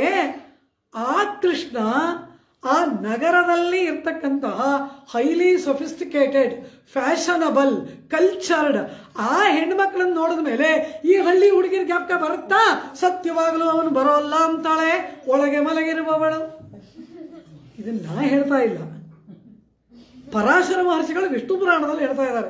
ಮಥುರಾಂ ಪ್ರಾಪ್ಯ ಗೋವಿಂದ ಕಥಂ ಗೋಕುಲಮೇಷ್ಯತಿ ನಗರ ಸ್ತ್ರೀ ಕಲಾಲಾಪ ಮಧುಶ್ರೋತ್ರೇಣ ಪಶ್ಯತಿ. ಅವರು ಹೇಳೋ ಮಾತು ನಾ ಹೇಳಲಿಲ್ಲ, ವ್ಯಾಸ ಪರಾಶರರು ಹೇಳ್ತಾ ಇದ್ದಾರೆ. ಏನು ಹೇಳ್ತಾ ಇದ್ದಾರೆ? ಮಥುರಾಂ ಪ್ರಾಪ್ಯ ಗೋವಿಂದ, ಮಥುರಾ ನಗರವನ್ನು ಸೇರಿದಂತಹ ಗೋವಿಂದ ಕಥಂ ಗೋಕುಲಮೇಷ್ಯತಿ, ತಿರ್ಗಾ ಯಾವತ್ತಾದ್ರೂ ಗೋಕುಲಕ್ಕೆ ಹಿಂತಿರುಗಿ ಬರ್ತಾನ? ಬರೋಲ್ಲ. ಯಾಕೆ ಬರಲ್ಲ? ನಗರ ಸ್ತ್ರೀ ಕಲಾಲಾಪ, ಅಲ್ಲಿರುವ ಫ್ಯಾಷನಬಲ್ ಹುಡುಗಿರ್ನೆಲ್ಲ ನೋಡಿದ್ಮೇಲೆ ಈ ಹಳ್ಳಿ ಹುಡುಗಿ ದನಕಾಯ ಹುಡುಗಿರ್ ಜ್ಞಾಪಕ ಬರುತ್ತಾ? ಸತ್ಯವಾಗಲೂ ಬರಲ್ಲ. ಕೃಷ್ಣ ನಮಗ್ ಸಿಗಲ್ಲ, ಹೋಗಿ ಮನೇಲಿ ಮಲ್ಕೋಳಿ ಇಂತಾಳೆ ಒಳಗೆ ಮಲಗಿರುವ ಗೋಪಬಾಲಿಕಾ. ನಗರ ಸ್ತ್ರೀ ಕಲಾಲಾಪ ಮಧುಶ್ರೋತ್ರೇಣ ಪಾಸ್ಯತಿ, ಅವನ ಬರ್ತಾನೆ, ಸತ್ಯವಾಗಲೂ ಬರೋಲ್ಲ ಅಂದ್ಬಿಟ್ಲು. ಆಗ ಗೋದೆ ಹೇಳ್ತಾಳೆ, ಅಮ್ಮ, ಅವನು ಗೋಕುಲಕ್ಕೆ ಹೋದರೂ ಕೂಡ ಅವನು ಯಾರ ಕಾರ್ಯವನ್ನು ಮಾಡ್ತಾನೆ? ನಮ್ಮ ಕಾರ್ಯವನ್ನೇ ಮಾಡ್ತಾನೆ ಎಂದ್ಲು. ಏನು ನಮ್ಮ ಕಾರ್ಯ? ಮಥುರಾ ನಗರದಲ್ಲಿರುವವರ ಸ್ತ್ರೀಯರು ಕೂಡ ಕೃಷ್ಣನನ್ನು ಪ್ರೇಮಿಸುವವರು, ಕೃಷ್ಣನಿಗಾಗಿ ಮೂರ್ಛೆ ಹೋದವರು. ಮಲ್ಲರ ಜೊತೆಯಲ್ಲಿ ಯುದ್ಧ ಮಾಡ್ತಾನೆ. ಎಲ್ಲಿ ಹೇಳಿದೆ? ಮಲ್ಲರೈ ಮಾಟ್ಟಿಯ ಮುಂದೆ ಮಲ್ಲರೈ, ಚಾಣೂರ ಮುಟ್ಟಿಕರೆಂಬ ಮಲ್ಲರನ್ನ ಮಾಟ್ಟಿಯ ನಿರಸನ ಮಾಡಿದವನು ಆ ಕೃಷ್ಣ ಪರಮಾತ್ಮ. ಚಾಣೂರ ಮುಟ್ಟಿಕರ ನಿರಸನ ಎಲ್ಲಾಯ್ತು? ಮಥುರಾ ನಗರದಲ್ಲಿ, ಅದು ಗೋಕುಲದಲ್ಲಿ ಅಲ್ಲ. ಕಂಸ ಬಂದ ಕೃಷ್ಣನನ್ನು ಕೊಲ್ಲುವುದಕ್ಕೆ ಒಂದು ಮಲ್ಲರ ತಂಡವನ್ನೇ ಸಿದ್ಧ ಮಾಡಿ ಇಟ್ಟಿದ್ದಾನೆ. ಆ ಮಲ್ಲರೇ ಆಗಿದ್ದಾರೆ, ಮಾಂಸ ಪರ್ವತದಾಗಿದ್ದಾರೆ. ಇವನೇ ಆಗಿದ್ದಾನೆ 6 ವಯಸ್ಸಿನ ಬಾಲಕ. ಅವನ ವಯಸ್ಸು ಪೌಗಂಡ ವಯಸ್ಕ ಅಂತಾರೆ. ಪೌಗಂಡ ಅಂದ್ರೆ ಏನು? ಶೈಶವ ಅಂದರೆ ಶಿಶುವಾಗಿರುವಿಕೆ, ಬಾಲ್ಯ ಅಂದರೆ 5 ವಯಸ್ಸಿನವರೆಗೆ, ಅನಂತರ ಅದರ ಮೇಲೆ ಏರ್ಪಟ್ಟು ಕೌಮಾರ, ಪೌಗಂಡ ಅಂತ ಕರೀತಾರೆ. ಅಂದರೆ ಯೌವನಕ್ಕೂ ಕೌಮಾರಕ್ಕೂ ಮಧ್ಯದ ವಯಸ್ಸು ಪೌಗಂಡ. ಆ ವಯಸ್ಸಿನಲ್ಲಿ ಕೃಷ್ಣ ಇದಾನಂತೆ. ಆ ಪುಟ್ಟ ಕೃಷ್ಣ ಮಾಟ್ಟಿಯ, ಆ ಮಾಂಸ ಪರ್ವತವನ್ನ ನಿರಸನ ಮಾಡೋದನ್ನಲ್ಲ ಕೃಷ್ಣ. ಮಥುರಾ ನಗರಕ್ಕೆ ಕಾಲಿಟ್ಟ ಕೂಡಲೇ ಈ ಮಾಂಸ ಪರ್ವತಗಳು ಅವನ ಮೇಲೆ ಬೀಳತ್ತೆ. ಮಲ್ಲಯುದ್ಧ ಅನ್ನೋದು ಒಂದು ಕ್ರೀಡೆ. ಆ ಮಲ್ಲಯುದ್ಧಕ್ಕೆ ಇವನ ವಯಸ್ಸಿನವರು ಬರಬೇಕು, ಈ ಮಾಂಸ ಪರ್ವತಗಳ ಬರೋದು. ಅದನ್ನು ನೋಡ್ತಾರಂತೆ ಅಲ್ಲಿರುವ ಆ ಸ್ತ್ರೀಯರು. ಅವರಿಗೆ ಭಯ ಆಗ್ಬಿಡ್ತು. ಸಖ್ಯ ಪಶ್ಯದ ಚಾಣೂರಂ ನಿಯುದ್ಧಾರ್ಥಮಯಂ ಹರಿಹಿ. ಅಯ್ಯೋ, ಈ ಪುಟ್ಟ ಬಾಲಕನಲ್ಲಿ ಈ ಮಾಂಸ ಪರ್ವತಗಳಲ್ಲಿ ನಸಮಂ ಯುದ್ಧ ಮಿಥ್ಯಾಹು. ಇದು ಸಮವಾದ ಯುದ್ಧ ಅಲ್ಲ, ಇದು ವಿಷಮವಾದ ಯುದ್ಧ. ಅವರ ಪರ್ವ, ಅವರ ವಯಸ್ಸು, ಅವರ ಶರೀರ ದಾಢ್ಯ, ಆಕಾರ, ಅದು ಈ ಮಗುವಿಗೆ ಸಮವ. ಅಯ್ಯೋ, ಕೃಷ್ಣನಿಗೆ ಏನಾಗುತ್ತೋ ಅಂತ ಹೇಳಿ ಆ ಮಥುರಾ ನಗರದಲ್ಲಿದ್ದ ಸ್ತ್ರೀಯರೆಲ್ಲ ಮೂರ್ಛೆ ಹೋದರು. ಎಲ್ಲ ಸ್ತ್ರೀಯರಿಗೆ ಕೃಷ್ಣನನ್ನು ನೋಡಿದ ಕೂಡಲೇ ಅವರಿಗೆ ಕೃಷ್ಣನ ಮೇಲೆ ಅಪರಿಮಿತವಾದ ಪ್ರೇಮ ಏರ್ಪಟ್ಬಿಡ್ತು. ಆ ಪ್ರೇಮ ಏರ್ಪಟ್ಟಾಗ ಕೃಷ್ಣನಿಗೆ ಈ ಮಲ್ಲರಿಂದ ಏನಾಪತ್ತು ಬರುವುದು ಎಂಬುದಾಗಿ ಭಾವಿಸಿ ಅವರೆಲ್ಲರಿಗೆ ಏನಾಯಿತು? ಅವರೆಲ್ಲ ನಸಮಂ ಯುದ್ಧ ಮಿಥ್ಯಾಹು ಎಂಬುದಾಗಿ ನೆನೆಸ್ತಾ ಎಲ್ಲ ಸ್ತ್ರೀಯರು ಮೂರ್ಛೆ ಹೋಗ್ಬಿಟ್ರಂತೆ. ನಂತರ ಚಾಣೂರ ಮುಟ್ಟಿಕರನ್ನ ನಿರಸನ ಮಾಡಿ ಕೃಷ್ಣ ಪರಮಾತ್ಮ ವಿಜಯಿಯಾದಾಗ, ವಿಜಯ ಘೋಷ ಕೇಳಿದಾಗ ಇವರೆಲ್ಲ ಎದ್ರಂತೆ. ಆಹಾ, ನಮ್ಮ ಕೃಷ್ಣ ಕ್ಷೇಮವಾಗಿದ್ದಾನೆ ಅಂತ ಹೇಳಿ ಮಲ್ಲರಿಂದ ತನ್ನನ್ನ ಕಾಪಾಡಿಕೊಂಡು ಅಲ್ಲಿರುವ ಸ್ತ್ರೀಯರಿಗೆ ಪ್ರಾಣವನ್ನ ಕೊಟ್ಟು ನಮ್ಮ ಹಾಗೆ ಇರುವ ಕೃಷ್ಣನ ಪ್ರಿಯತಮೆಯರಾದವರನ್ನ ಅಲ್ಲಿ ರಕ್ಷಣೆ ಮಾಡಿದ್ದಾರೆ ಅಂದಮೇಲೆ ಇದು ನಮ್ಮ ರಕ್ಷಣೆ ಮಾಡಿದಾಗಲ್ಲವಾ? ನಾವು ಬೇರೆ, ಅವರು ಬೇರೆಯಾ? ನಾವೆಲ್ಲ ಒಂದೇ ಗೋಟಿ. ಯಾವ ಗೋಟಿ? ಕೃಷ್ಣನ ಪ್ರಿಯತಮೆಯರ ಗೋಟಿ. ಆ ಕೃಷ್ಣನ ಪ್ರಿಯತಮೆಯರ ಗೋಟಿ ನಾವಾದ್ದರಿಂದ ಅಲ್ಲಿ ವಿಲೋಮವಾದ ಯುದ್ಧವನ್ನ ಮಾಡಿ ಆ ಅಲ್ಲಿರುವ ಮಥುರಾ ಸ್ತ್ರೀಯರನ್ನ ರಕ್ಷಣೆ ಮಾಡಿದಂತಹ ಕೃಷ್ಣ ಅವನು ಸಾಮಾನ್ಯನಲ್ಲ. ಮಾವಾಯ್ ಪಿಳಂದಾನೈ ಇಲ್ಲಿ ಇರುವಾಗ ಮಾ ಕುದುರೆಯ ಬಾಯನ್ನ, ಮಾ ಅಂದ್ರೆ ತಮಿಳು ಭಾಷೆಯಲ್ಲಿ ಮಾ ಅಂದ್ರೆ ಮೃಗ, ಅದ್ರ ಮುಂದೆ ಒಂದೊಂದು ಪದ ಸೇರಿಸ್ಕೋಬೇಕು. ಅರಿಮಾ ಅಂದ್ರೆ ಹುಲಿ ಸಿಂಹ, ನರಿಮಾ ಅಂದ್ರೆ ನರಿ, ಹಾಗೆ ಅದಕ್ಕೆ ಒಂದೊಂದಕ್ಕೆ ಒಂದೊಂದು. ಮಾ ಅಂದ್ರೆ ಮೃಗ, ಇಲ್ಲಿ ಕುದುರೆ, ಆ ಕುದುರೆಯ ಬಾಯನ್ನ ಪಿಳಂದಾನೈ ಕೇಶಿ ಎಂಬ ಅಸುರನ ಬಾಯನ್ನ ಸೀಳಿದಂತಹ ಆ ಕೃಷ್ಣನನ್ನ ಸೇರುವುದಕ್ಕೆ ಎದ್ದು ಬಾ ಅಂತಾಳೆ. ಹೇಗೆ ಆ ಕುದುರೆ ಯಮುನಾ ತೀರದಲ್ಲಿ ಹಸುಗಳನ್ನು ಮೇಯಿಸಿ ಕೃಷ್ಣ ಬರ್ತಾ ಇದ್ದಾನಂತೆ, ಆವಾಗ ಆ ಕುದುರೆ ಈ ಬಾಯಿ ತೆಗೆದು ನಿಂತಿದೆಯಂತೆ. ಕುದುರೆ ಈ ರೀತಿ ಬಾಯಿ ತೆಗೆದು ನಿಂತಿದೆಯಂತೆ. ಈ ಎಳೆ ಮಕ್ಕಳಿಗೆಲ್ಲ ಒಂದು ಅಭ್ಯಾಸ ಏನು, ಏನಾದರೂ ಒಂದು ತೂತಲ್ಲ ಕಂಡ್ರೆ ಅಲ್ಲೊಳಗಡೆ ಕಡ್ಡಿ ಚುಚ್ಚೋದು, ಕೈ ಇಡೋದು, ಇವೆಲ್ಲ ಮಕ್ಕಳು ಮಾಡುತ್ತವೆ. ಈ ಕೃಷ್ಣ ಇದ್ಯಾವುದೋ ಇಂಥದ್ದಿದೆಯಲ್ಲ, ಇದೇನು ಅಂತ ನೋಡಕ್ಕೆ ಒಳಗಡೆ ಕೈ ಇಟ್ಟನಂತೆ. ಕೈ ಇಟ್ಟಾಗ ಉಸಿರು ಸಿಕ್ಕಿ ಹಾಕಿಕೊಂಡು ಕೇಶಿ ಎಂಬ ಅಸುರ ಹೋಗ್ಬಿಟ್ನಂತೆ. ಇವನೇನು ಹಸುರನ್ನ ಕೊಲ್ಬೇಕು ಅಂತ ಮಾಡಲಿಲ್ಲ, ಒಂದು ಬಾಲ ಚೇಷ್ಟಿತ, ಅವನು ಹೋಗ್ಬಿಟ್ಟ ಅಷ್ಟೇ. ಅಂದ್ರೆ ಎಷ್ಟು ಲೀಲಾಜಾಲವಾಗಿ ಕೇಶಿ ಎಂಬ ಅಸುರನನ್ನ ಸಂಹಾರ ಮಾಡಿದ ಎಂಬುದನ್ನ ಆಂಡಾಳೆ ಹೇಳ್ತಾಳೆ. ಮಾವಾಯ್ ಪಿಳಂದಾನೈ ಕೇಶಿ ಸಂಹಾರ, ಕೇಶಿ ಎಂಬ ಅಸುರ ಬಂದ್ಬಿಟ್ಟ, ಕೃಷ್ಣನಿಗೆ ಆಪತ್ತು ಅಂತ ಇವಳು ಎದ್ದು ಬರಲಿ ಅಂತ ಇದನ್ನ ಹೇಳಿದ್ಲು. ಅವಳೇನು ಹೇಳ್ತಾಳೆ, ಮಲ್ಲರೈ ಮಾಟ್ಟಿಯ, ಅವನು ಹೋಗಾಯ್ತು ಮಥುರಾ ನಗರಕ್ಕೆ, ಗೋಕುಲಕ್ಕೆ ಬರಲ್ಲ, ಅಲ್ಲಿ ಮಲ್ಲ ನಿರಸನವನ್ನು ಮಾಡಿದವನು ಇಲ್ಲಿ ಬರ್ತಾನ ಅಂತ ಇವಳು ಕೇಶಿವದ ಜೊತೆಗೆ ಮಲ್ಲ ನಿರಸನ ಇದನ್ನೂ ಅನುಸಂಧಾನ ಮಾಡ್ತಾ ಇನ್ನೂ ಚೆನ್ನಾಗಿ ಒಳಗಡೆ ಮಲಗಿದ್ಲು. ಮಾವಾಯ್ ಪಿಳಂದಾನೈ ಮಲ್ಲರೈ ಮಾಟ್ಟಿಯ ಅಂತ ಹೇಳಿದಾಗ ಆಂಡಾಳು ಹೇಳ್ತಾಳೆ, ನೀನು ಹೀಗೆ ಮಲಗಿರುವುದು ಉಚಿತವಲ್ಲ, ಹಾಗೆ ಇಲ್ಲಿಂದ ನಮ್ಮಿಂದ ದೂರಾಗಿ ಮಥುರಾ ನಗರಕ್ಕೆ ಹೋಗಿಯೂ ಅಲ್ಲಿಯೂ ನಮ್ಮಂತಹ ಸ್ತ್ರೀಯರ ಕಾರ್ಯವನ್ನೇ ಮಾಡಿದಂತಹ ಪರಾತ್ಪರನಾದವನು ಅವನು. ದೇವಾದಿದೇವನೈ, ದೇವಾದಿದೇವ 33 ಕೋಟಿ ದೇವತೆಗಳಿಗೂ ಅಧಿದೇವತೆಯಾಗಿ ಇರುವವನು ಆ ಪರಮಾತ್ಮ, ಅಧೀಶ್ವರನಾಗಿ ಇರುವವನು. 33 ಕೋಟಿ ದೇವತೆಗಳು ಕೂಡ ತಮ್ಮ ಕಿರೀಟದಲ್ಲಿರುವ ನವರತ್ನಗಳ ಕಾಂತಿಯಿಂದ ಆ ಪರಮಾತ್ಮನ ಪಾದಕ್ಕೆ ನೀರಾಜನವನ್ನು ಬೆಳಗುತ್ತಾರಂತೆ. ಅಂತಹ ದೇವಾದಿದೇವನೈ ಇವನು ಸಾಮಾನ್ಯನಲ್ಲ. ಏನೋ ಗೊಲ್ಲನಾಗೆ ನಮ್ಮ ಜೊತೆ ಬಂದು ದನ ಕಾಯ್ತಾನೆ, ಹಾಲು ಕರಿತಾನೆ, ಮೊಸರು ಕಡಿತಾನೆ ಅಂದರೆ ಇವನನ್ನು ಸಾಮಾನ್ಯ ಅಂತ ತಿಳಿದುಕೊಳ್ಳೋದು ಬೇಡ. ದೇವಾದಿದೇವನ್ ಇವನು ಹುಟ್ಟುವಾಗಲೇ ಜಾತೋಸಿ ದೇವದೇವೇಶ ಶಂಖಚಕ್ರ ಗದಾಧರ, ಆ ಸೆರೆಮನೆಯಲ್ಲಿ ದೇವಕಿಯ ಗರ್ಭದಿಂದ ಬರುವಾಗಲೇ ತಮದ್ಭುತಂ ಬಾಲಕಂ ಅಂಬುಜಕ್ಷಣಂ ಶಂಖಚಕ್ರ ಗದಾದಿ ಆಯುಧಂ ಎಂಬುದಾಗಿ ಆ ಪರಮಾತ್ಮ ಸಕಲ ಪರಮಾತ್ಮ ಲಕ್ಷಣಗಳೊಡನೆಯೇ ಜನಿಸಿದವನು ಇವನಲ್ಲವಾ. ಇಂತಹ ಇವನನ್ನ ಎಲ್ಲ ದೇವತೆಗಳು ಎಲ್ಲ ಶಾಸ್ತ್ರಗಳು ಏನು ಹೇಳುತ್ತೆ, ಬ್ರಹ್ಮಣ್ಯೋ ದೇವಕೀ ಪುತ್ರೋ ಬ್ರಹ್ಮಣ್ಯೋ ಮಧುಸೂದನೋ. ವೇದ ಏನು ಹೇಳಿತು, ಈ ದೇವಕಿ ಪುತ್ರನಾದವನೇ ಪರತತ್ವ, ಇವನೇ ಪರಬ್ರಹ್ಮ ಅಂತ ವೇದಗಳು ಉದ್ಘೋಷ ಮಾಡ್ತಾ ಇದ್ವು. ಯಾರು ಪರತತ್ವ ಅದೆಲ್ಲ ಹುಡುಕ್ಬೇಡಿ, ಅದು ನೋಡಿ ದನದಿಂದ ಎಮ್ಮೆಯಿಂದ ಹೋಗ್ತಾ ಇದ್ದಾನಲ್ಲ ಅದೇ ಅಂತಾರಂತೆ. ಬ್ರಹ್ಮಣ್ಯೋ ದೇವಕೀ ಪುತ್ರೋ ಬ್ರಹ್ಮಣ್ಯೋ ಮಧುಸೂದನೋಂ ಎಂಬುದಾಗಿ ಇವನಲ್ಲವ ಪರಾತ್ಪರ, ಇವನಲ್ಲವ 33 ಕೋಟಿ ದೇವತೆಗಳಿಗೆ ಅಧಿದೈವವಾಗಿ ಇರುವವನು. ಅಂತಹ ಆ ಪರಮಾತ್ಮನನ್ನ ಆ ಮಧುರಾನಗರದ ಸ್ತ್ರೀಯರಿಗೆ ಹೇಗೆ ಸುಖ ಉಂಟು ಮಾಡಿದನೋ ಹಾಗೆ